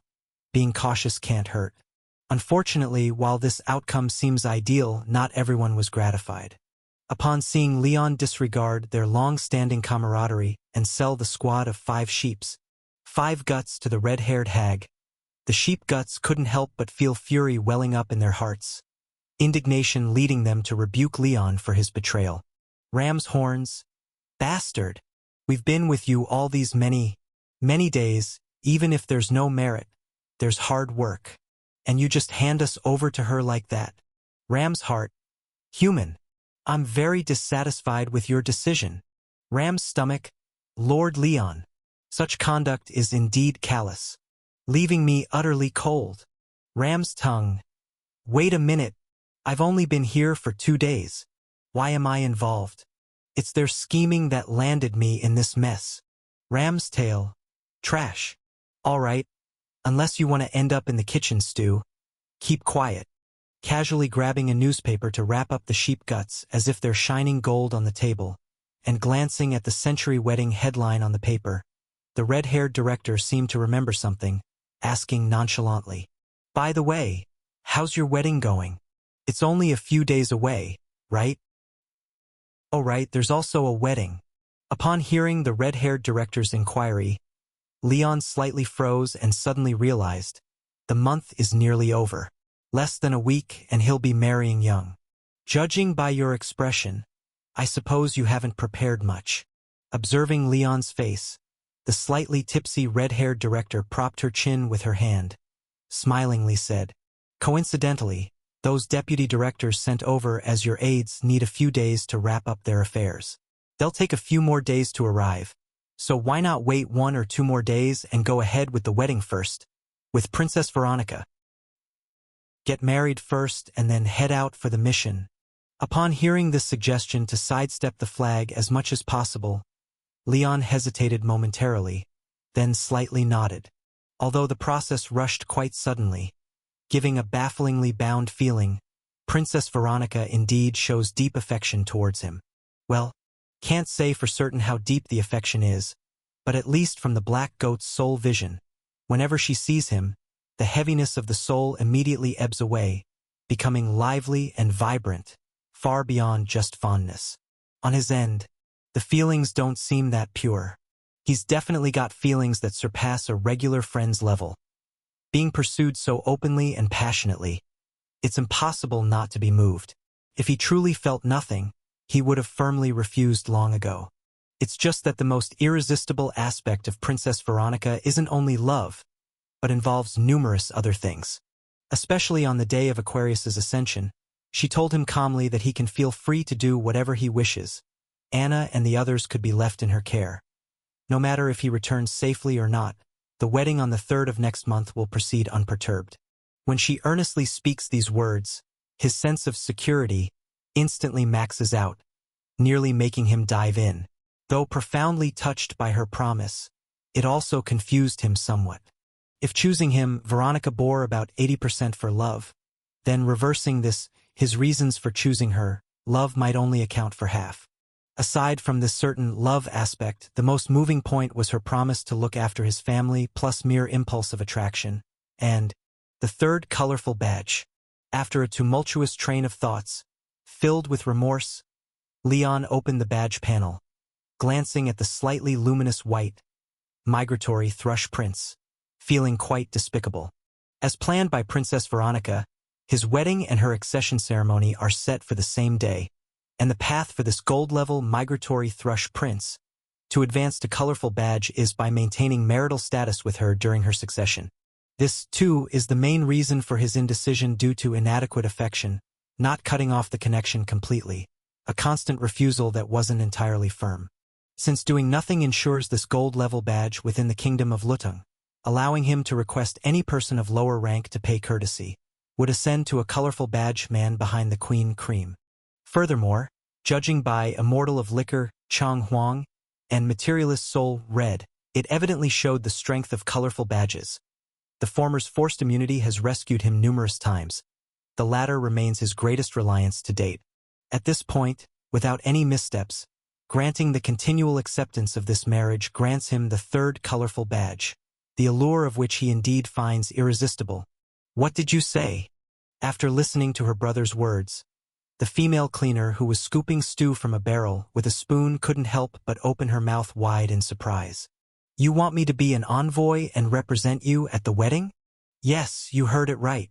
With a confident nod, the current king of the Northern Kingdom raised the long-handled wooden spoon in his hand, pointed it at his sister in the air, and with a face full of disdain reminded her while chewing on stew. Melly, quickly straighten your napkin. Didn't you see the soup is about to stain your clothes? You're a grown woman and still so sloppy. What kind of impression does that give others? You dare criticize me? Hearing her brother's scolding, the female cleaner became slightly annoyed and threw the wooden spoon back into the barrel, placing one hand on her waist, pointing at him angrily. Your napkin might be straight, but all the soup is hanging off your beard. Hurry up and shave off that scraggly beard of yours. It's absolutely disgusting. Humph, child.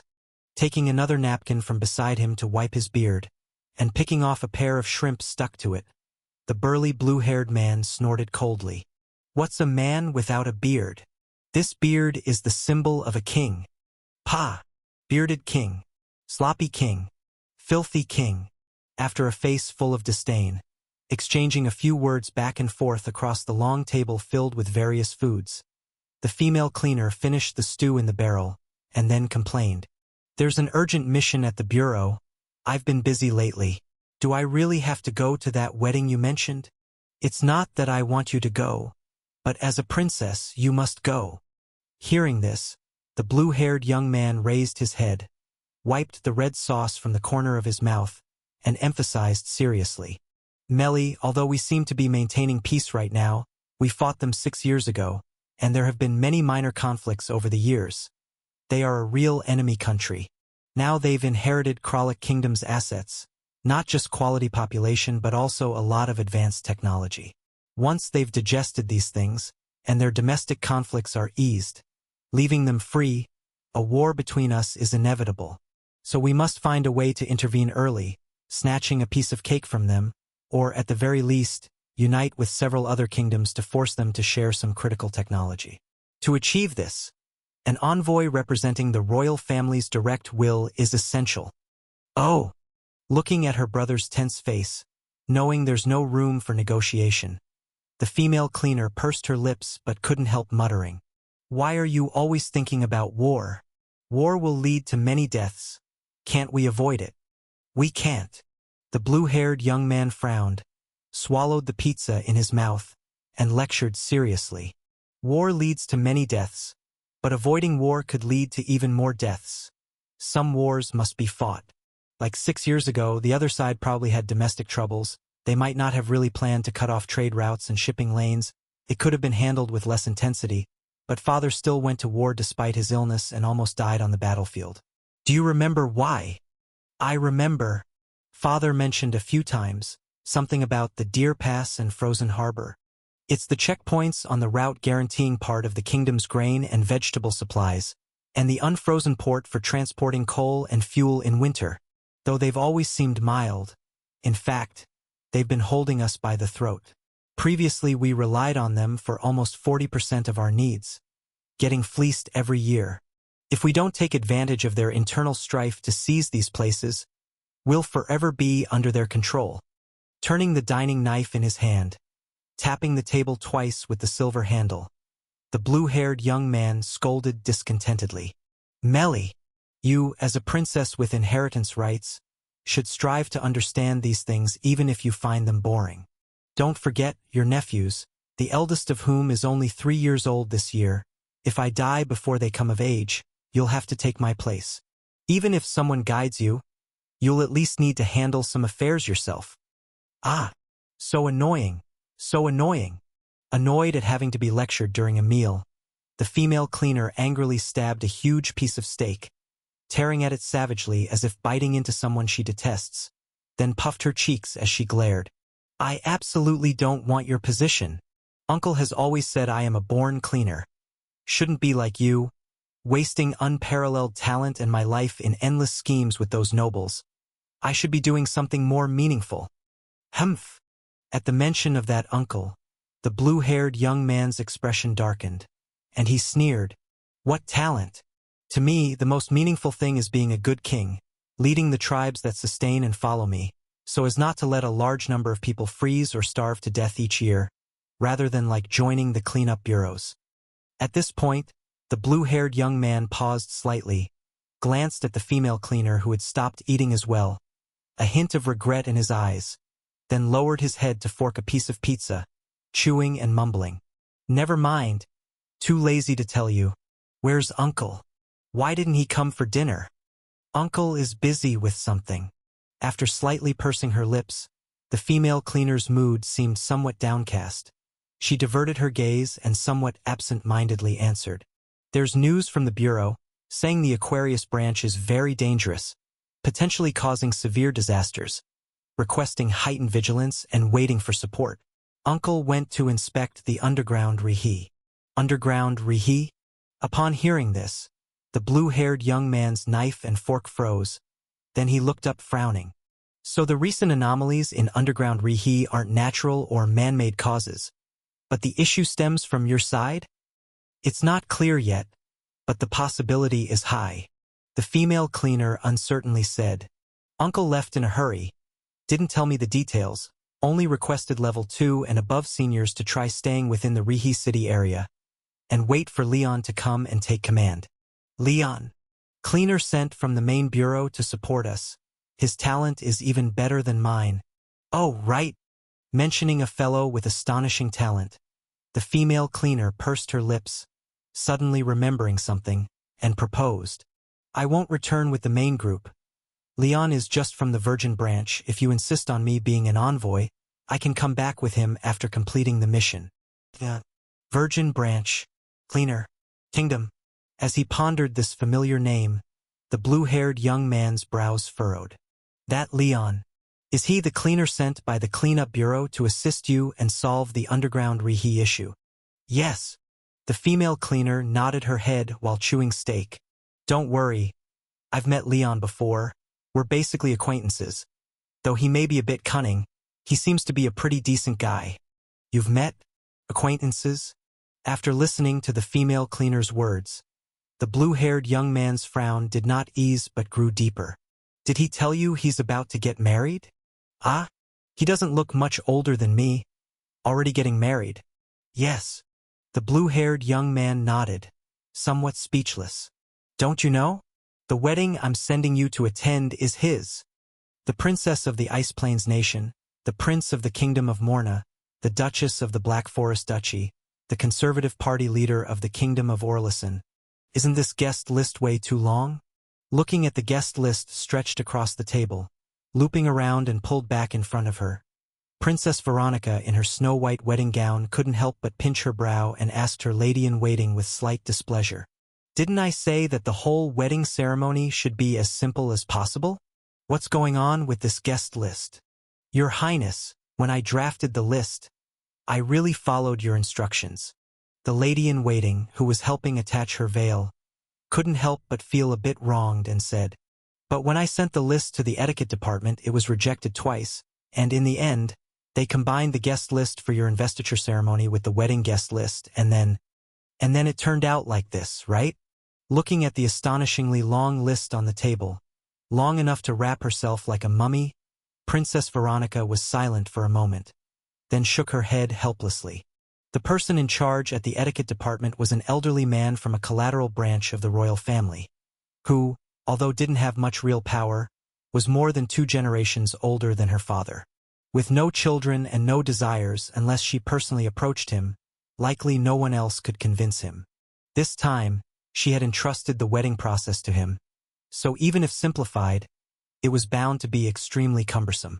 Hopefully, Leon can endure it. Thinking of a certain someone who was bewildered when taken away by the etiquette department, Princess Veronica couldn't help but slightly curl her lips. She tossed aside the annoying guest list, got up, and walked to the full-length mirror in the fitting room, holding her hem and twirling halfway around. As she spun, the wedding dress, still unattached at the end, fluttered around her slender waist, with delicate lace and layers of gauze woven together, covering the graceful body and outlining a mesmerizing, captivating silhouette.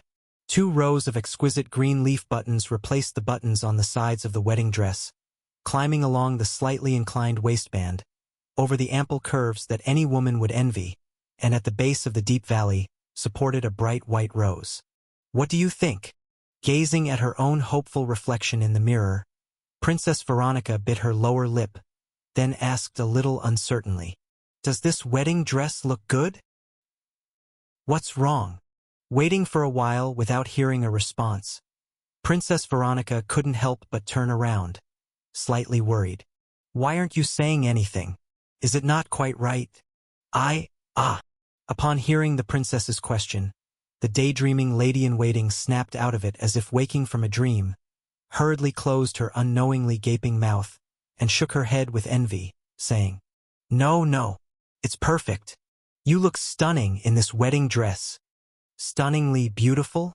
Seeing the lasting awe in the lady-in-waiting's eyes, Princess Veronica relaxed with a sigh, then turned back to look at her smiling reflection, satisfied, and said, "Then I'm relieved. You always have the best taste. Let's go with this one." "Okay." After hesitating for several days, Princess Veronica finally chose the wedding dress style she wanted to wear a day before the wedding, and the lady-in-waiting couldn't help but let out a heavy sigh of relief, preparing to leave to inform those waiting outside the fitting room. But just then, Princess Veronica seemed to notice something unsatisfactory in the mirror, suddenly calling out, Wait a moment." Holding her heavy burdens in both hands, she slightly squeezed them together, then turned sideways, looking at her slender waist with some concern. "Can the waistline of this gown be taken in a bit more? If I wear it like this, will Leon think I'm a bit chubby?" "Not chubby. You're not chubby at all." After a jealous glance at the princess's flat abdomen and the perfect curves above, the lady-in-waiting, eyes growing hot, shook her head repeatedly and said, "Your Highness, you look the most beautiful like this right now. If you forcefully tighten the waist, it will look awkward, so don't change it at all." "Really?" Hearing the lady-in-waiting's assessment, Veronica gently pressed her abdomen with her white-gloved hand, scrutinized her reflection, then nodded in agreement. "Yes, it actually looks best like this. Let's not change it, we'll go with this dress." Phew, finally passed. Watching the princess still unwilling to leave the mirror, trying hard to fault it, and fearing she might change her mind again, the lady-in-waiting hurriedly changed the topic. "Oh right, Your Highness. Miss Anna has already chosen the bridesmaid dress and has been waiting for you outside for a while." "Anna has been waiting for me?" Hearing the lady-in-waiting's reminder and realizing she had kept Anna waiting for quite some time, the princess reluctantly left the mirror and, holding her skirt, quickly headed out of the fitting room. And upon hearing the movement at the fitting room door, Anna, holding William with her left hand and Melanie with the right, afraid the 2 little demons would cause trouble, couldn't help but breathe a sigh of relief, then got up to greet Princess Veronica. "Sister Veronica, you..." Once her eyes adjusted to the light pouring from the fitting room, and clearly seeing Princess Veronica's wedding dress, Anna instinctively covered her mouth in astonishment. Your wedding dress is too." "My wedding dress?"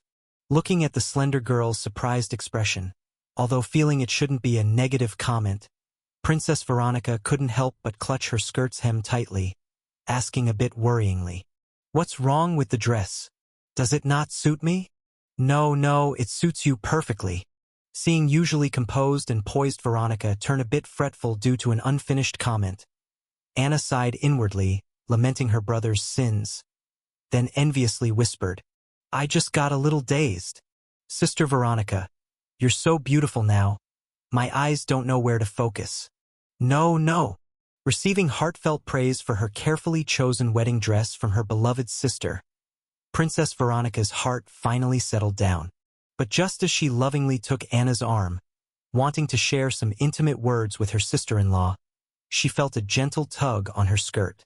My most gentle, beautiful, generous, kind, unique, irreplaceable sister-in-law, secretly counting on her fingers, using all the nice words she had learned, Melanie, in a small-sized dress, looked up with anticipation. Can you throw the bouquet my way when you toss it tomorrow? Do you want the bouquet?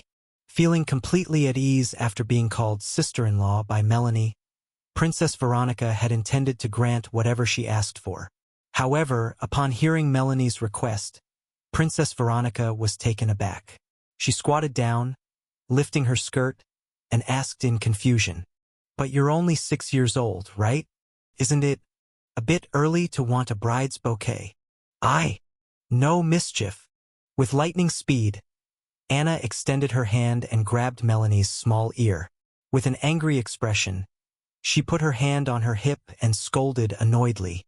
"What bouquet do you want? I think you look like a bouquet." Ouch! Unable to dodge Anna's inevitable sisterly grab, Melanie could only tiptoe along with the force and then pleaded repeatedly with a tearful face. My ear is going to break. Serves you right if it breaks. Don't rush.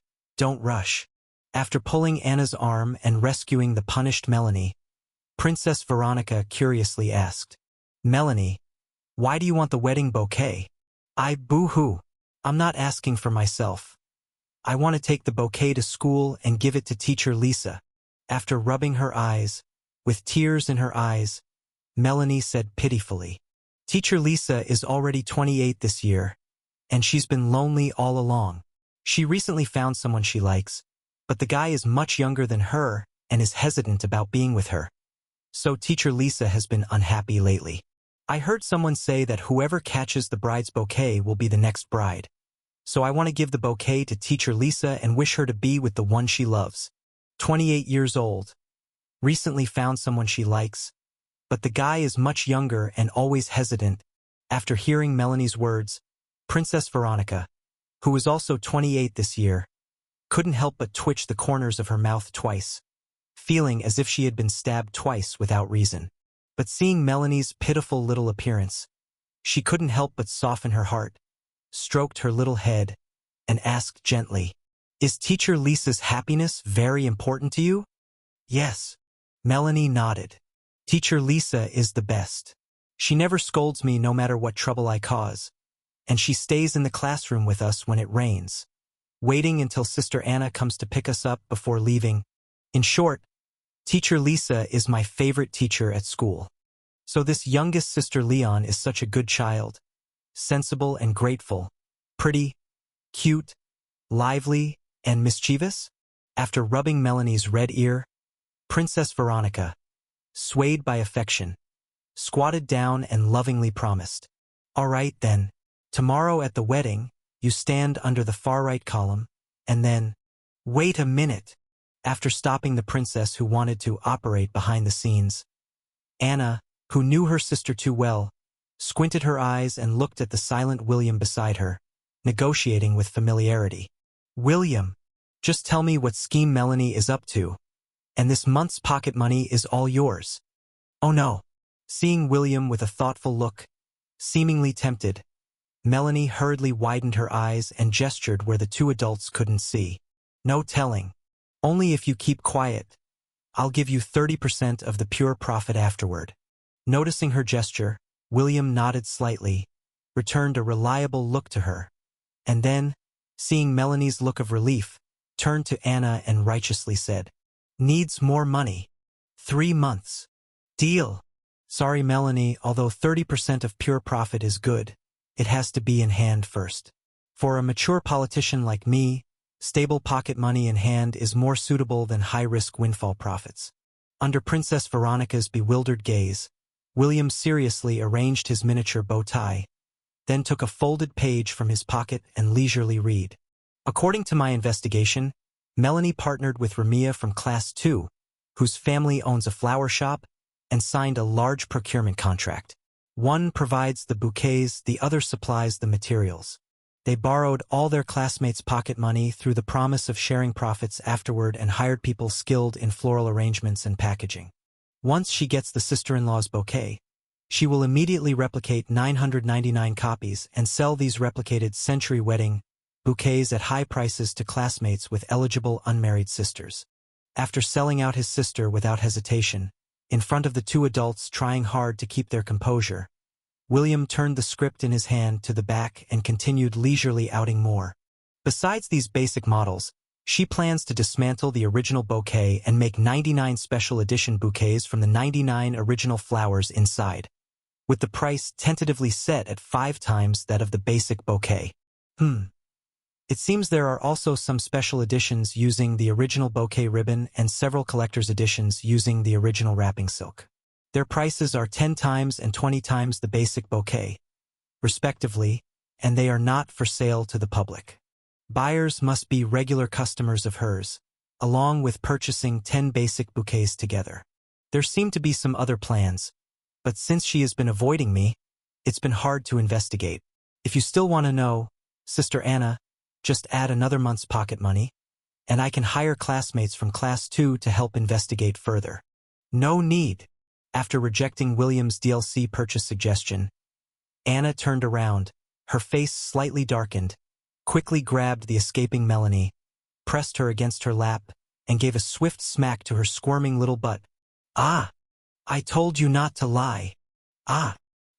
I didn't lie. Still dare to quibble? No, I didn't. I really want to give Teacher Lisa the bouquet, and it's a collector's edition. I won't charge her for it at all. You'll still get spanked for that. Wow! Help! Help!" Facing Melanie's plea for help, Princess Veronica couldn't help but shake her head, showing a helpless expression. Though this child is very cute, it's best not to interfere when Anna is disciplining her sister. Sister-in-law, sister-in-law, save me. Oh dear. Hearing Melanie's repeated mournful cries, Princess Veronica's expression couldn't help but waver slightly. Even though lying is a serious issue for children and deserves proper teaching, she called me sister-in-law. What I mean is, after all, I am her sister-in-law.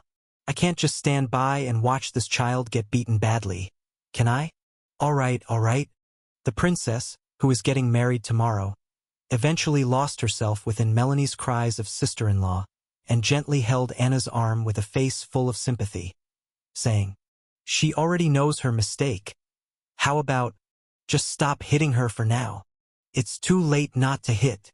After glancing at her sister-in-law, who seemed as inept as her elder brother when it came to educating children, Anna, foreseeing that further attempts to discipline her sister might face double the resistance, instantly put more strength into her hand, launching a flurry of spanks on Melanie's little bottom. "Ah, sister-in-law, my prettiest, kindest sister-in-law, save me. No, let's just spare her this time."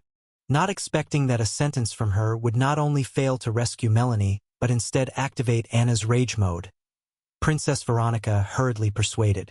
"Melanie has a task tomorrow. She and William are helping to carry my wedding gown, and she's a flower girl. Oh, Anna, let's just stop here today, shall we?" "Wah. Thank goodness for you, dear sister-in-law."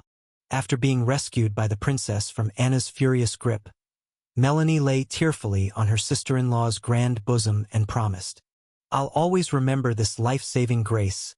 Even if I lose all my teeth, I'll never forget it. Wah, is my butt swollen? It seems like it's a little swollen." After lifting Melanie's little skirt slightly to check the situation, Princess Veronica sympathetically comforted her. It's okay. I'll have a maid take you to apply some ointment. It should go down in an hour or 2. "Wah, sister-in-law, you're so kind." Melanie, overcome with emotion, wrapped her baby-fat arms around Princess Veronica's neck, sniffled, and then vowed through gritted teeth, "I will definitely repay this kindness. When you and my brother have a baby, I can let them copy my homework for free. I won't charge a single copper wheel." "Thank you for your kindness, but that's really not necessary. Amused by Melanie's generous promise, Princess Veronica took a glance at the still angry Anna beside her, and then adjusted her posture to avoid touching Melanie's sore butt, holding her in her arms before softly asking, "Melanie, can you tell your sister-in-law why you want to make money so much?" Upon hearing Princess Veronica's question, Melanie hesitated for a moment, seemingly reluctant to say, but considering the worth of her life-saving sister-in-law, she ultimately and unwillingly replied in a small voice, "Our family used to be very poor." Anna almost, well, in short, even though my brother doesn't seem to lack money now, I still feel it would be best if there were more money. So, because they almost lost their sister forever due to a lack of money in the past, this child has always had some financial insecurity?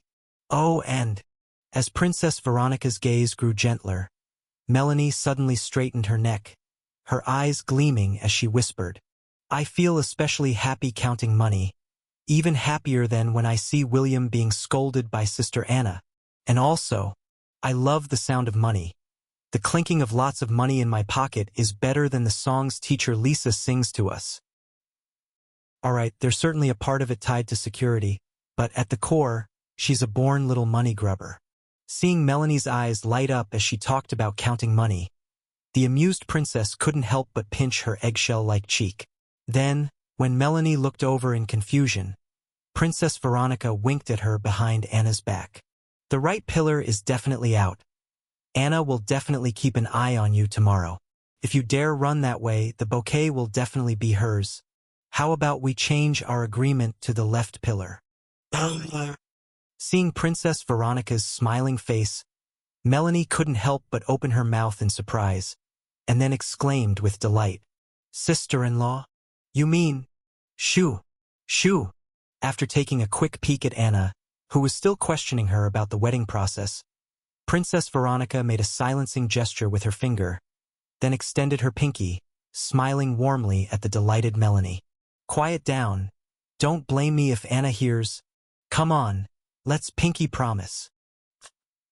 Quickly extending her own finger, Melanie hooked it around the soft little finger of Princess Veronica. Then they stamped their thumbs together, and in her overwhelming joy, Melanie couldn't help but throw her arms around the princess's neck and angrily kissed her cheek. "Sister-in-law is the best. Now I like you about 43.96% as much as my brother."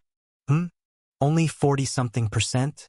And how exactly did you calculate this down to 2 decimal points? Looking at the earnestly sworn Melanie, who declared she's her third favorite person, Princess Veronica, unable to fully win over her little sister-in-law and only capturing 43.96% of her favor, couldn't help but pinch Melanie's cheek again, then inquired half-jokingly, "If I advertised for you for free and even helped you sell the bouquet, could you reach 50%? "I can. Definitely can." Upon hearing Princess Veronica's words, Melanie couldn't help but exclaim, then promised with shining eyes, "If sister-in-law doesn't want a share, it could even reach 60%. You're quite the rascal, even putting a price on your affection."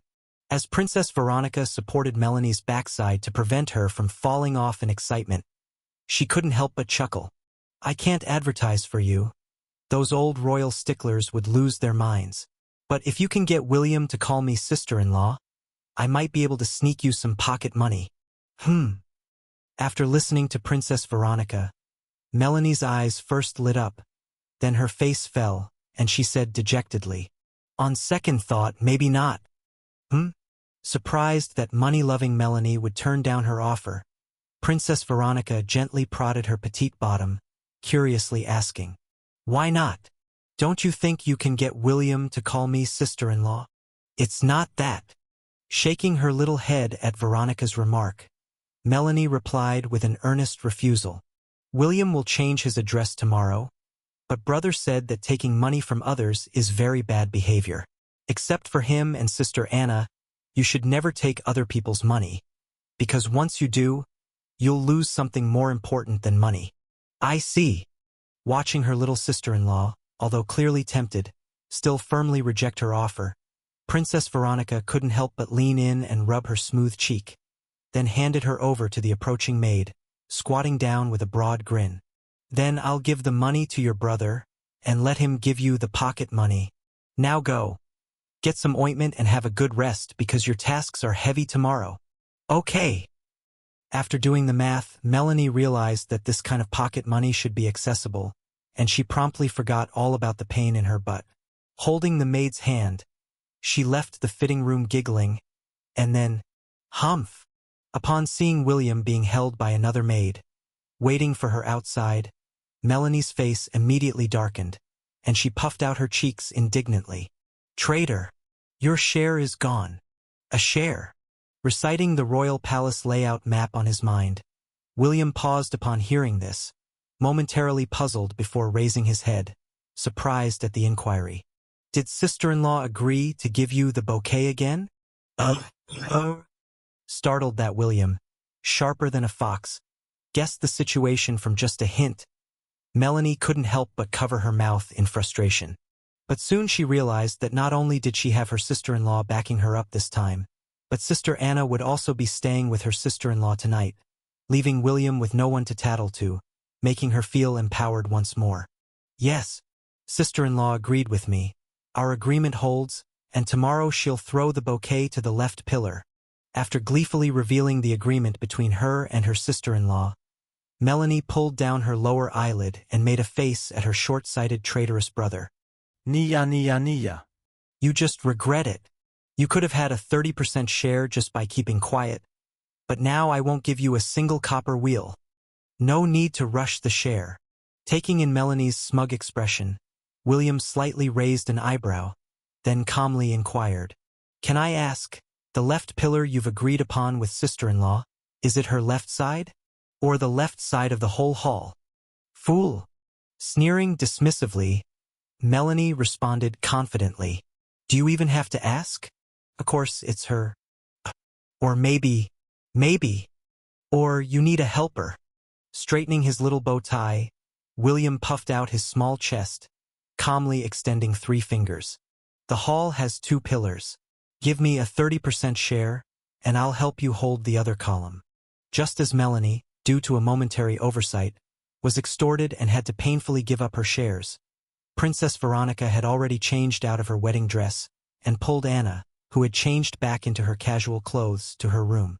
After taking off that resplendent yet cumbersome and heavy wedding dress, a good amount of vigor flew away from Princess Veronica. With the maid's help, she barely managed to change into her sleepwear before she directly threw herself onto her large bed. Finally, it's all done. After burying her face into the bedding and letting out a sigh, Princess Veronica turned over, smiling mischievously as she beckoned to the somewhat reserved Anna. Come on. Now there's only one step left.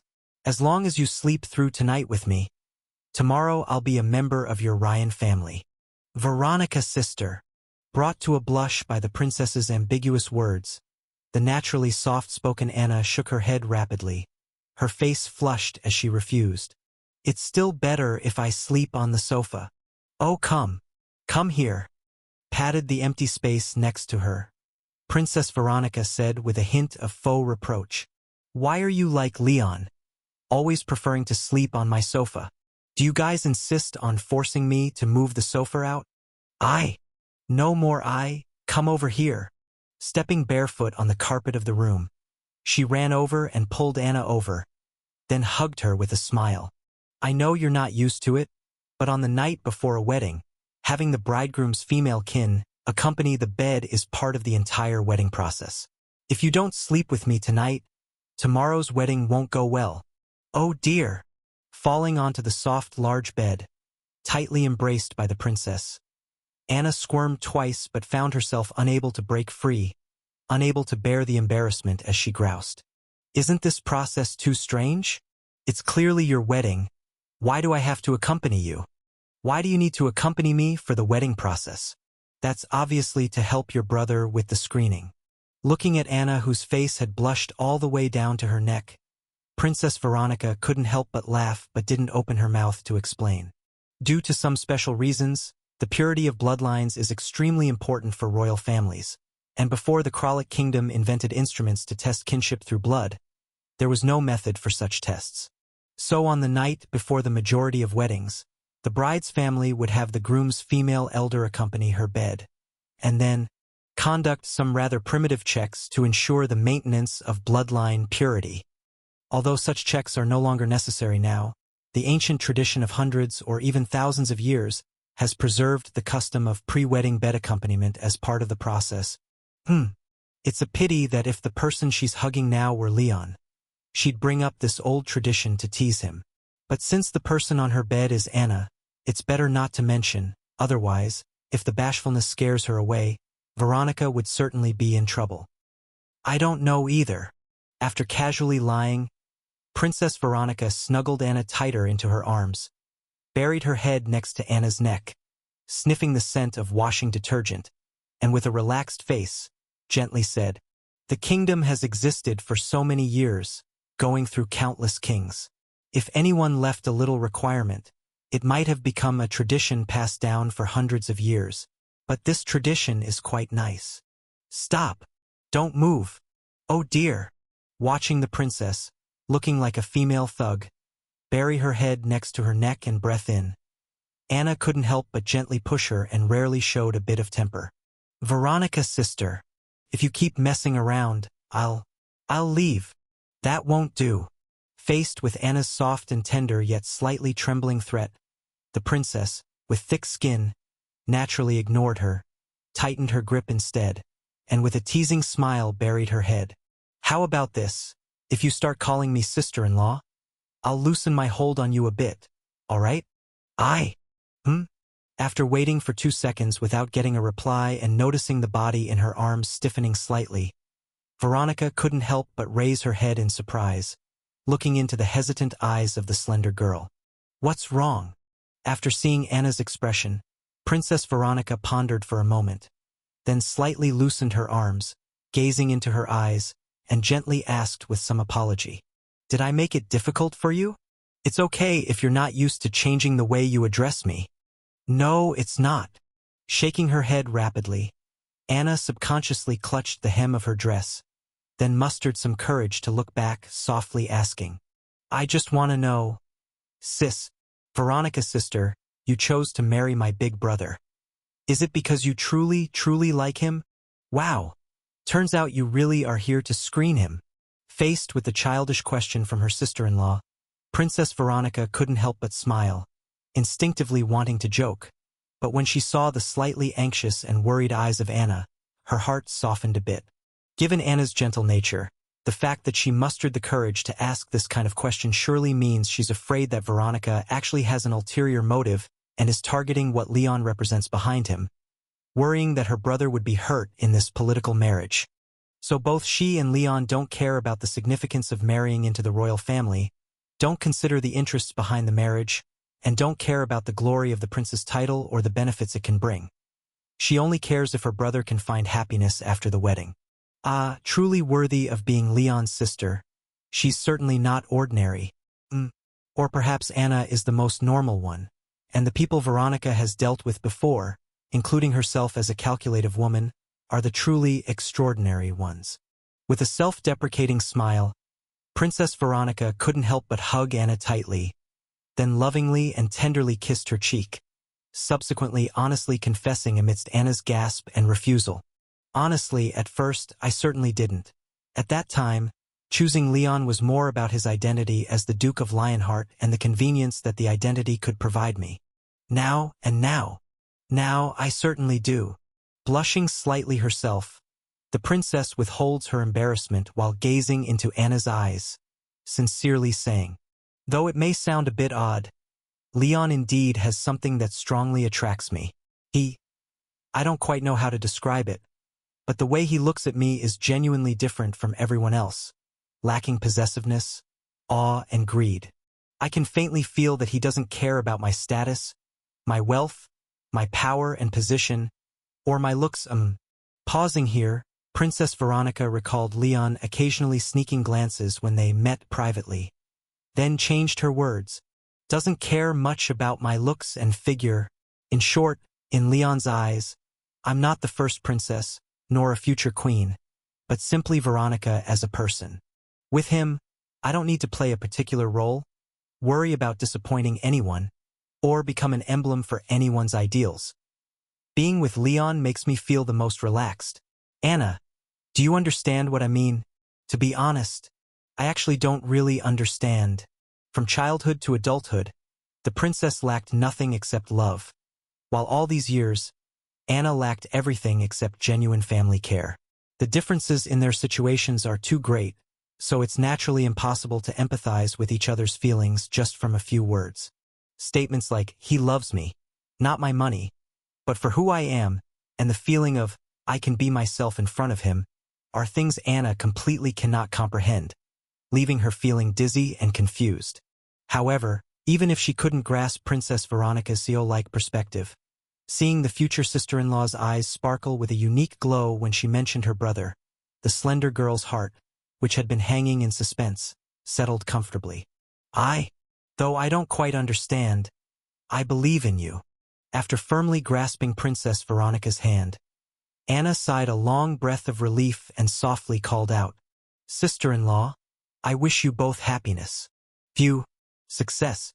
Seeing the recognition in the eyes of the little sister-in-law, Princess Veronica couldn't help but let a smile appear on her lips. Through the sister-in-law conversation on the eve of the wedding, having conquered Anna, 3 out of Leon's 4 siblings were now firmly my people, leaving only one certain someone who occasionally resisted. And because of the tight schedule, with no time for rehearsal and practice, Leon should currently be being tormented by those people from the ceremonial department, repeatedly preparing tomorrow's wedding ceremony. Once the wedding is over, he'll also become one of us. Perfect. By the way, as Princess Veronica was secretly delighted, Anna seemed to remember something and asked worriedly in a soft voice, "Regarding tomorrow's wedding, I did some inquiries. Aren't the procedures a bit too much?" "The wedding procedures?" Hearing this, Princess Veronica was slightly stunned and asked somewhat puzzled, "Are there many? Isn't this a lot?" Unlike the princess who went to bed early, seeing the wall covered with a flowchart, Leon, forced to study late, couldn't help but complain. "I understand there are many royal protocols, but it's just a wedding. It doesn't need to be so exaggerated, does it? I can't finish learning this even if I stay up all night." "Your Highness." Listening to Leon's grievance, an old man with 2 points resemblance to the princess slammed his cane twice, looking at him with stern disappointment and chastised. "Etiquette is a sacred thing. Beyond its fundamental role of defining status and demonstrating power, elegant etiquette showcases your identity and quality. Correct and compliant etiquette can also earn public trust and admiration. Moreover, the ceremonies I established may be complicated, but as a noble from the Ryan family, even if you haven't undergone relevant training, you should have learned something through exposure. How can you not even do the basic carriage salutation right?" "Sorry, my Duke of Lionheart title was earned halfway through by stumbling around." Pouting towards the stern old man, Leon said speechlessly, "Couldn't you simplify this? It's not that I'm lazy to learn. I'm really trying to cooperate, but these etiquette requirements are somewhat pathological. A carriage procession only lasts 30 minutes, but having regulations on how many times to salute guests, when to rise for the salute, and when to sit down is somewhat understandable. But managing the direction, facial expression, whether it's friendly or stern, and even the height of the arm raise during the salute sounds excessive. Because these are very important. As the future queen's partner, your attitude represents Princess Veronica's attitude, and also our entire kingdom's attitude." Seeing Leon seemingly ready to throw in the towel, the old man once again struck his cane, explaining patiently with a frown, "Princess Veronica's ascension ceremony will be held together with your wedding. Over 60 envoy teams from various kingdoms, duchies, and city-states are coming, with nearly 2,000 guests attending. Your attitude towards them, in a certain sense, represents the kingdom's foreign stance. For instance, being overly amiable with the Northern Kingdom might be interpreted as fawning, while a lack of warmth towards the Kingdom of Orlison might signal estrangement, which can lead to trouble. Therefore, as the Queen's partner representing part of the kingdom's will, your expression and the direction you face must be carefully managed without negligence." "All right, you're right, I'll listen to you." Leon, not being one for wild argumentation, accepted the reasonable explanations given by the old man. Yet he couldn't help but suggest, maybe we could ease up on the arm-raising angle?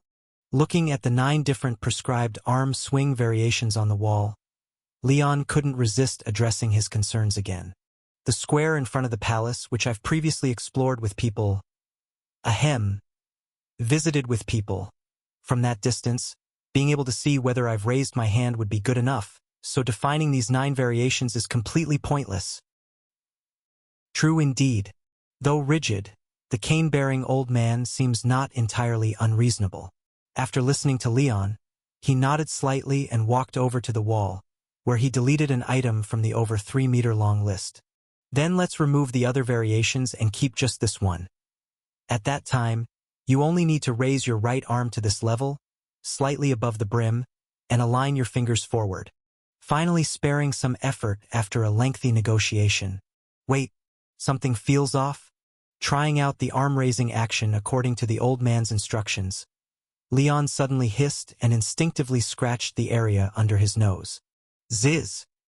By continuously gravitating toward the pinnacle of power in a mega-sized national organization and personally establishing a distinctive greeting gesture, you've unlocked the silver-tier hidden badge leadership gesture. Leadership gesture. Serving leadership roles in certain groups or organizations, influencing or guiding other people or group behaviors. A leader's personal charm is crucial, and a sufficiently prominent signature gesture can greatly enhance this charm. Wearing effect. When saluting loyal subjects, you'll gain substantial additional support rate based on the acceptance level of your policies executed. Advanced route. None. Hidden trait. No need to wear the mustache located directly below your nose will grow slightly faster than other areas. 6. Looking at this bizarre hidden insignia, the corner of Leon's mouth twitched violently. The effect of wearing this insignia is unreasonable. Isn't it supposed to massively boost my artistic talent with a wave of my hand? And why isn't there any advanced route? I feel like if I just slightly improve my political abilities, work on my moral cultivation, and study art well, achieving comprehensive development in virtue, art, and governance, wouldn't this insignia just directly advance? Alright, the part about the carriage salute. Let's leave it like this for now. Seeing Leon, who for some reason suddenly exuded immense leadership with every gesture, the little old man nodded in satisfaction, pulled down the process chart from the wall, squinted, and muttered. Next is the reception of foreign guests, the speeches from the 15 ministers and the Prime Minister, the public party for the entire royal capital, the address and pledge to all citizens, and the private banquet after the ceremony. Oh right, you absolutely must learn about the cake cutting at the banquet. Wait, I have to do all this. Of course, you must do it, the little old man said seriously. The procedures and traditions set by me and the etiquette department, most of them are quite solemn and formal. While they may highlight dignity, they aren't conducive to showing the royal family's approachability. Cutting the cake for the guests yourself is undoubtedly the most fitting choice. Pausing slightly here, the little old man stroked his beard, reminiscing with squinted eyes. Back in the day, I was selected to be part of the etiquette department because of my excellent cake-cutting skills. It showed off the royal family's majesty without neglecting any attending guest, earning high praise from the late king. Your Highness, tomorrow I'll prepare 6 different types of ceremonial knives for you. With a combination of around 90 different cutting methods, just learn 12 of the more common decorative cuts, and you'll be able to handle those more special occasions, like this one. After drawing 6 small figures on the wall, the little old man looked eagerly at Leon, ignoring his increasingly gloomy expression, and asked expectantly, if at tomorrow's private banquet after the ceremony, ambassadors from the Northern Kingdom, Thunderstorm Country, Thousand Sails Maritime Country, Refract Kingdom, Witch Kingdom, and Green Shade Country all come over with their plates at the same time, how would you cut the cake to suit the closeness of each kingdom's relations and not harm their diplomatic ties? Stab them to death. What? Perhaps due to his age, not hearing Leon clearly, the old man leaned in a bit and curiously asked, Your Highness, what did you just say? I just said, I'll stab them all to death.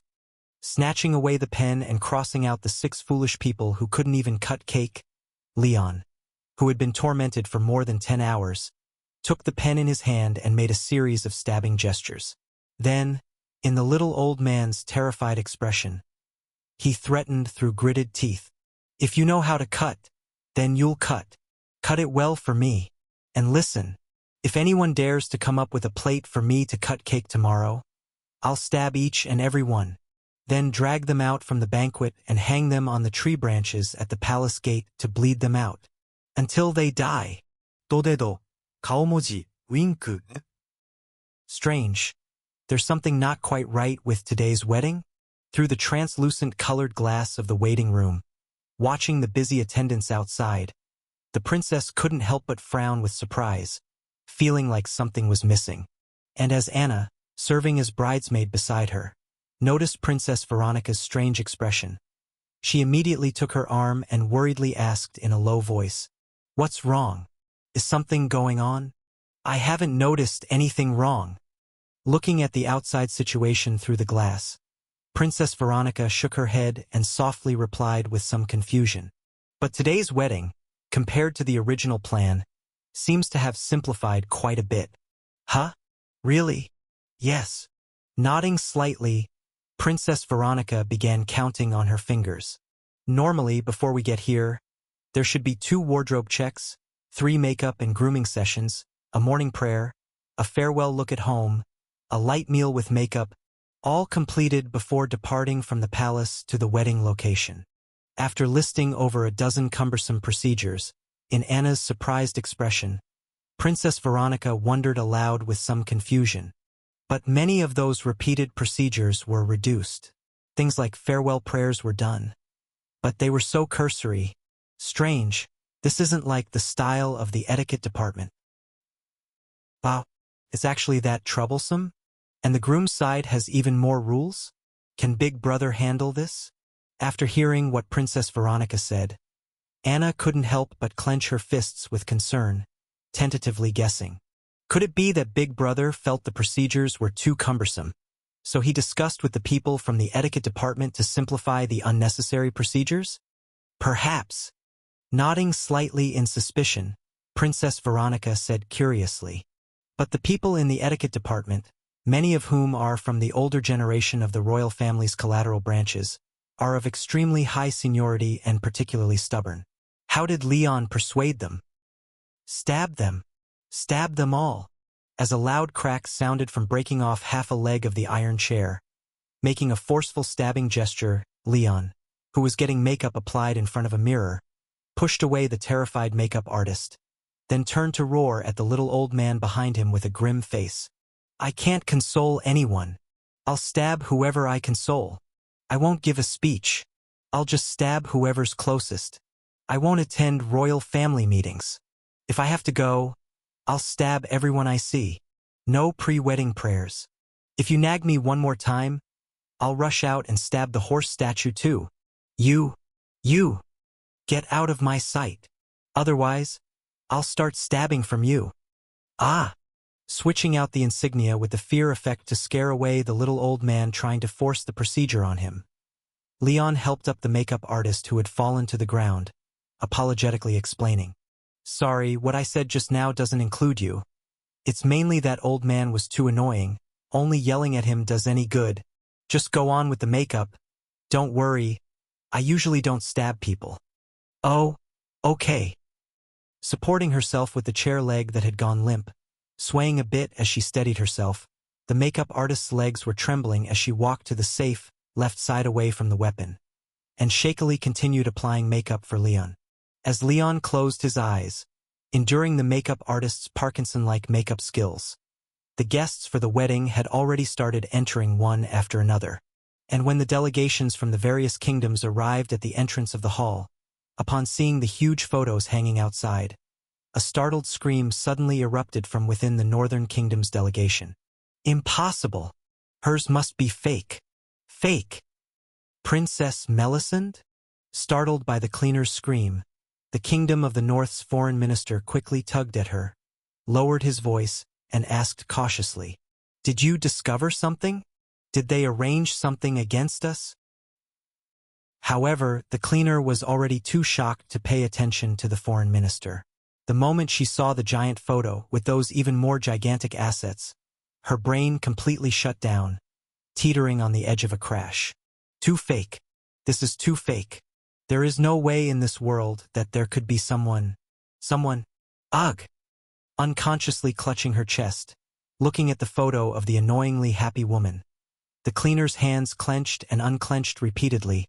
Finally defeated by the cold reality, they slackened helplessly. Damn it! I hate this woman. Hate her. Absolutely hate her. Having naturally understood the meaning of class enemy, the deeply agitated cleaner took a deep breath and tried to put up what little capital of her own she had, then gritted her teeth and asked, "The woman in the photo is Princess Veronica?" "Yes." The Kingdom of the North's foreign minister frowned slightly upon hearing this, then asked somewhat puzzled, "You should have looked through her files during the past 2 days on the road. Didn't the photos of her already there?" There indeed were photos, but the most important part was just the upper half. No, it should not be the upper half, judging from this photo. The extent, the most complete photo in those attached to the files probably showed less than a third of her. Damn it! Why don't you photograph the crucial parts? Why only focus on her face? Biting her teeth in frustration, the greatly wounded cleaner gritted out. So my task this time is to help you connect with other kingdom envoys, to secretly form alliances to force her to cede some interests? Yes.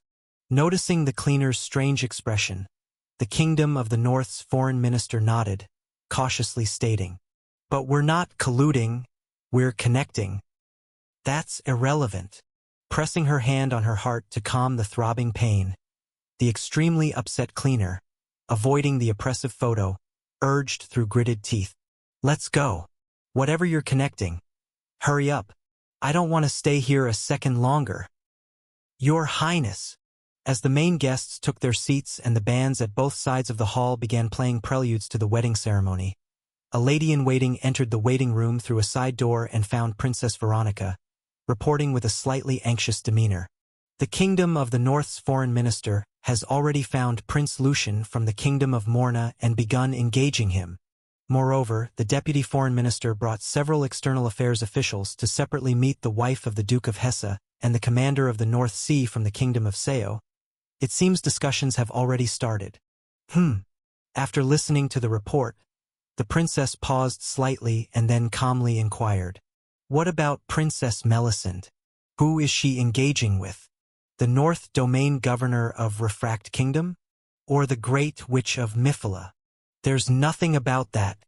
The lady-in-waiting hesitated at this, stealing a glance at Anna, who had distanced herself considerably, then quietly reported, "Princess Melisande just exchanged a few words with Prince Lucian, helped explain something to the Kingdom of the North's foreign minister, then headed to the backstage." "Backstage? What is she doing there, Leon?" Noticing the lady-in-waiting's gaze uncontrollably drifting towards Anna, Princess Veronica's previously composed demeanor suddenly faltered. Princess Melisande of the Kingdom of the North entered not under an official identity but rather as Leon's friend. Leon, learning about this, showed surprise but did not oppose it, even indicating plans to collaborate with her, thus implicitly acknowledging Melisande's identity as his friend. Leon's friend, indeed. Involuntarily biting her lip, recalling the file's description of the lively and charmingly youthful girl overflowing with adolescent vigor, Princess Veronica felt a twinge of inexplicable loss. Princess Melisande was much younger than herself, only around 17 or 18 like Leon, showing innocence and purity even in photos, void of her own calculating nature, even a friend from the cleanup bureau, mutual trust seemingly strong. Surely they have many common topics of conversation, don't they? "Your Highness." Perceiving an unknown cause for the princess's sudden distraction, the lady-in-waiting quietly inquired, "During my reporting, discussions related to the Kralik Kingdom have seemingly started on the Kingdom of the North side. Should we send someone to intervene?" Coming back to her senses, the princess closed her eyes briefly, drawing a deep breath as she clenched her fist.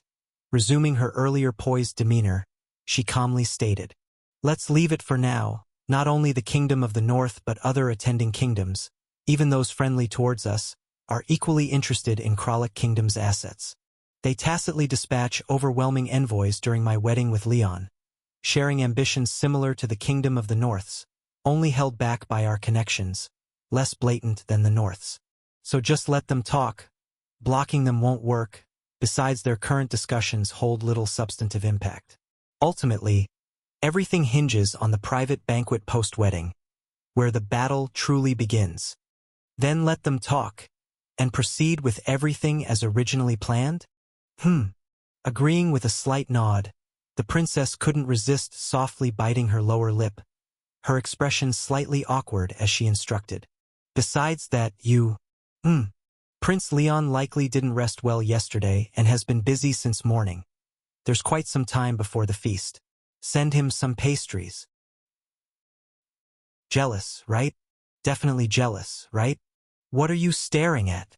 Feeling uncomfortable under the certifying gaze of the lady-in-waiting, Princess Veronica, usually dignified and composed, couldn't resist giving her a gentle shove, playfully and warmly urging.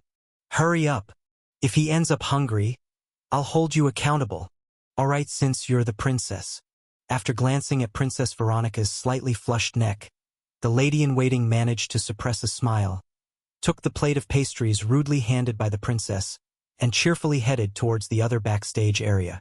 Once she entered backstage and arrived outside the groom's waiting room, she stood outside the door for a moment fiddling with the pastries, waiting for the conversation inside to temporarily halt, and took the opportunity to step into the waiting room, lightly placing the serving plate on the table beside Leon. Your Highness, Prince.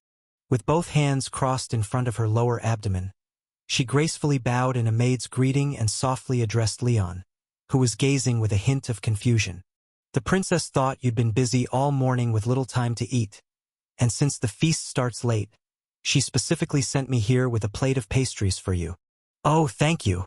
The color of the lady-in-waiting's uniform was basically the same as the maid's attire, and Leon, unfamiliar with the garment style, wasn't suspicious. After politely nodding at the lady-in-waiting, he took the serving plate over and courteously offered it to the female cleaner sitting opposite. Are you hungry? Would you like some? Now that you mention it, I am kind of hungry. Although she had eaten quite a lot before arriving this morning and bought a stack of thin pancakes with beef on her way, the female cleaner wasn't hungry at all. But as a descendant of the gluttonous lineage, she naturally had no reason to refuse a snack. However, as she reached for the pastries, something felt off, making her pick up a broken pastry piece and look towards the lady-in-waiting puzzledly, asking, Why does each pastry you brought only have half? The other half is with Princess Veronica. Answering the female cleaner's question, the lady-in-waiting who had deliberately broken the pastries outside the door slightly bowed, then smilingly made up some nonsense. You're from the Northern Kingdom, unfamiliar with our customs. According to the royal wedding process, a pair of loving newlyweds must share a plate of sweet pastries before the wedding.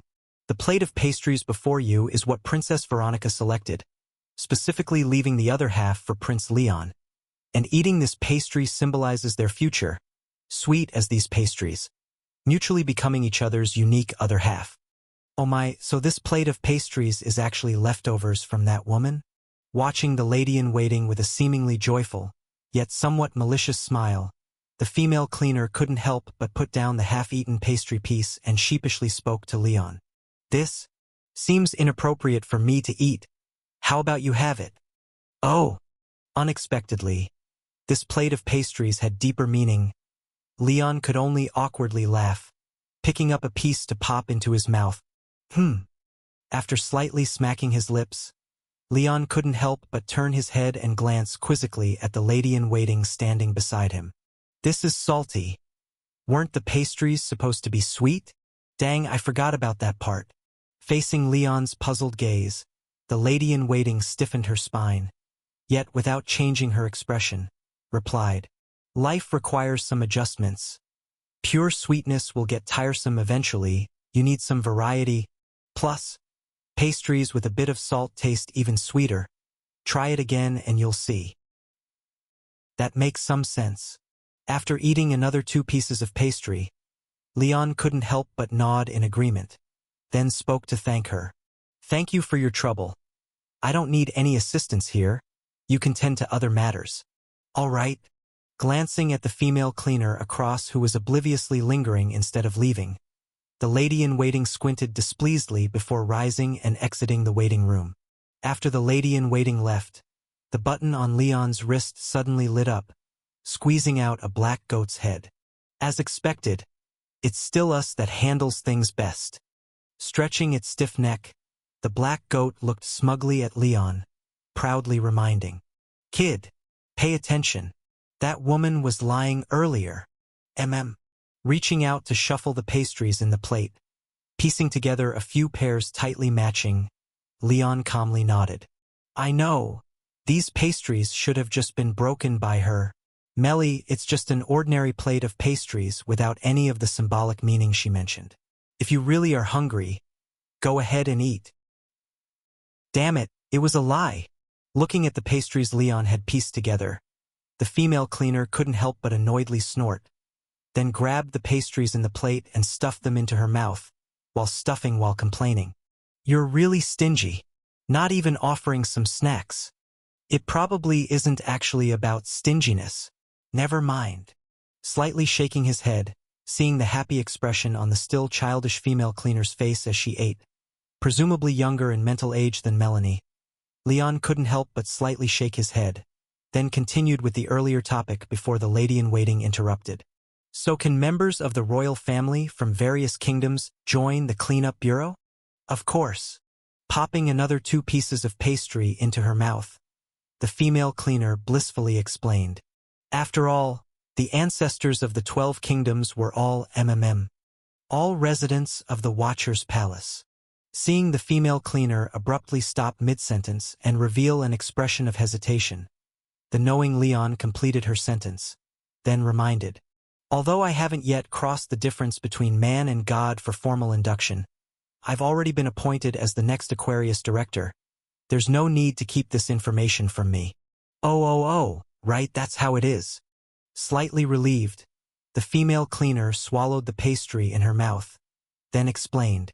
"In short, according to my great-uncle, although the Bureau doesn't particularly promote, it also doesn't oppose descendants of the 12 royal families joining the Cleanup Bureau, only that their identity must be kept secret.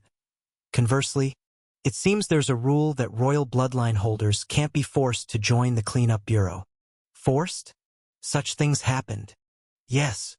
The female cleaner nodded, then recalled, "After all, the ancestors of our 12 royal families were mostly at director-level existence. Even those slightly inferior became true gods after becoming palace residents, and the bloodline of true gods itself is an anomaly. So among the royal family of the 12 kingdoms, especially the direct descendants, they generally have considerable talent in the cleaner aspect. With proper development, even crossing the difference between man and God is possible, which led to several forced incidents in the past." After listening to the female cleaner's explanation, Leon recalled the direct royal descendants he had interacted with, subsequently nodding in agreement. Whether it was Melly in front who passed the stringent selection of the 5 palaces, the future middle-aged Joshua who created the Gate of Another World, or the siblings Andre and Philea of the Kralik Kingdom, they indeed possessed remarkable talent in anomalies. Remember, the abnormal creation secret technique of the Aquarius Palace mentioned the 6 qualities related to anomaly creation, namely soul and flesh, personality and emotion, past and future. Among these 3 pairs of qualities, having one special quality in each pair easily leads to creating anomalies exclusive to oneself. And the soul and flesh of these royal bloodlines innately reach anomalous levels, and due to their bloodline influence, their personality and emotion tend to be unusual as well, already fulfilling 2/3. So with just a painful experience or by diverging from their original life to have a sufficiently special future, completing the final missing link, awakening an anomaly is practically a foregone conclusion. That reminds me, among the royal members I interacted more with, it seems only Veronica is still a normal person. So if she were to awaken an anomaly, what kind of ability would it be? Achoo! After a delicate sneeze, Princess Veronica, who was called from the waiting room, tightened the light shawl on her shoulders and looked at the lady-in-waiting who hurried back, somewhat skeptically said, "You said, that Princess Melisande seems to be up to no good." The lady-in-waiting who rushed back supplemented the rest of Veronica's words, catching her breath before reporting indignantly. "I specifically told her that the pastries sent were for Prince Leon, symbolizing the hope that you and Prince Leon could share a lifetime of happiness. But she still ate them all. She's really shameless. If it's just pastries, that might not necessarily be the case." Princess Veronica shook her head rationally, analyzing, 3/4 of the Northern Kingdom is ice fields, and the climate is extremely cold, so people usually have a huge appetite. The Northern royal family are all big eaters, so perhaps that child was just hungry and Leon. "Your Highness." Seeing that Princess Veronica didn't seem to grasp the seriousness of the issue, and was even trying to explain on the other's behalf, the lady-in-waiting who came to deliver the news stomped her foot in urgency. "That woman may look like a child, but she certainly isn't a child anymore. Besides, maybe His Highness just likes that kind of thing." Oh my, could Leon really like that? Even though the possibility of Leon having a crush on small buns seemed unlikely, looking at her confidante's earnest and concerned expression, the worried Princess Veronica suddenly felt a bit unsure. During the time they were tangled with each other, as the most beautiful woman in the royal capital, she had taken the initiative, and any other man would have surrendered long ago. However, Leon kept resisting stubbornly, persistently refusing to marry her. She originally thought that he had some concerns in his heart, and in addition, due to the Cleanup Bureau's regulations, he didn't want to be deeply involved in royal affairs. But now, could it be possible? He actually likes someone younger? "Your Highness, you really need to be wary of her." Seeing Princess Veronica, who had lost her usual sharp decisiveness and became somewhat indecisive, the worried lady-in-waiting gritted her teeth and lowered her voice. "After delivering the pastries, I didn't leave but stayed in the room opposite the waiting room, watching their lip movements and found out. Reki." Upon hearing the lady-in-waiting's words, Princess Veronica was slightly surprised and then said with a bit of annoyance, "Didn't I already tell you not to do such things? If I have any doubts, I can ask myself, but your actions actually—" "Your Highness." Stomping her foot again in frustration, as she recalled the look of expectation on Princess Veronica's face when they previously discussed the wedding, the lady-in-waiting couldn't help grabbing her arm and, with a grim face, said, "If I hadn't eavesdropped on their conversation, your man might have been whisked away. What use would it be if you figured it out by then?" "But—" "No more buts," the lady-in-waiting exclaimed. I watched their lips using a mirror from the opposite side, and although I couldn't see the entire conversation, what I did see was enough to prove that woman is up to no good. "Your Highness, do you know what I saw?" I saw her pout, asking the prince with a displeased face if he rejected becoming her partner at some fish palace because of you. Hearing the lady-in-waiting's words, Princess Veronica couldn't help but widen her eyes and inhale deeply. Did she really say that? Of course it's true. But, I believe in Leon, and the situation might not be that way. Maybe what she meant by partner is more like collaborator or working associate, like something where two people are necessary to— "Oh, my dear princess, stop trying to console yourself." Stomping her foot again in exasperation, the lady-in-waiting urgently said, "Though His Highness rejected her, that woman clearly hasn't given up. Otherwise, why would she sneak backstage to find His Highness at such an important event as your wedding? What if she truly had something urgent? What urgent matter could she have?" The lady-in-waiting said irritably. "Could it be that something happened to her family? The Northern Kingdom is about to fall, and the entire royal family is facing extinction, so she desperately needs His Highness to save them? Rest assured, I'll do my best regarding the North." After finishing their discussion about the 5 palaces selection that allowed them to meet and subsequently mentioning the Northern Kingdom's crisis, Leon warmly promised, seeing the female cleaner who had grown much darker and more worried in expression. "Although your North is hostile to the kingdom, The conflict remains a human internal issue, whereas the matter between the Slaughter King Association and Watcher's Palace concerns the survival of the entire race. Even though my kingdom is hostile to yours, I will ensure full efforts on this matter. Thank you. Gratefully glancing at Leon, who comforted her and thinking of her calculative brother when facing noble and selfless Leon, the female cleaner couldn't help but feel a bit helplessly. If only my brother could see things as you do. Though he's not a bad person, he's overly obsessed with seizing benefits. Even when I warned him, violating confidentiality, about the serious danger of the current situation, he still insists on trying to do something opportunistic. Sigh. I understand. Leon nodded upon hearing this, then objectively evaluated. Although the king and my kingdom are opposed, in the eyes of the Northern Kingdom's citizens, he should be a good ruler, at least a competent king. And, after all, he is not a member of the Cleanup Bureau. His perspective differs from ours. It's normal he would try to gain some advantage, considering that while decisions are made up high, they often begin with the bottom where one sits. Head and buttocks. Aha! He really is the kind who makes decisions based more on his seat than his head. Having listened carefully to Leon's evaluation, the female cleaner couldn't help but chuckle twice before she was about to say more, only to hear some firm footsteps. Your Highness! Secretly adjusting the clothes fitting under armor beneath her gown, the elderly man who no longer feared being stabbed to death by an enraged prince exhaled deeply before mustering the courage to urge. All the guests have arrived. It's time for your entrance. Who is this woman? Why is she here? Who let you in? Guards! Guards! TCH stingy.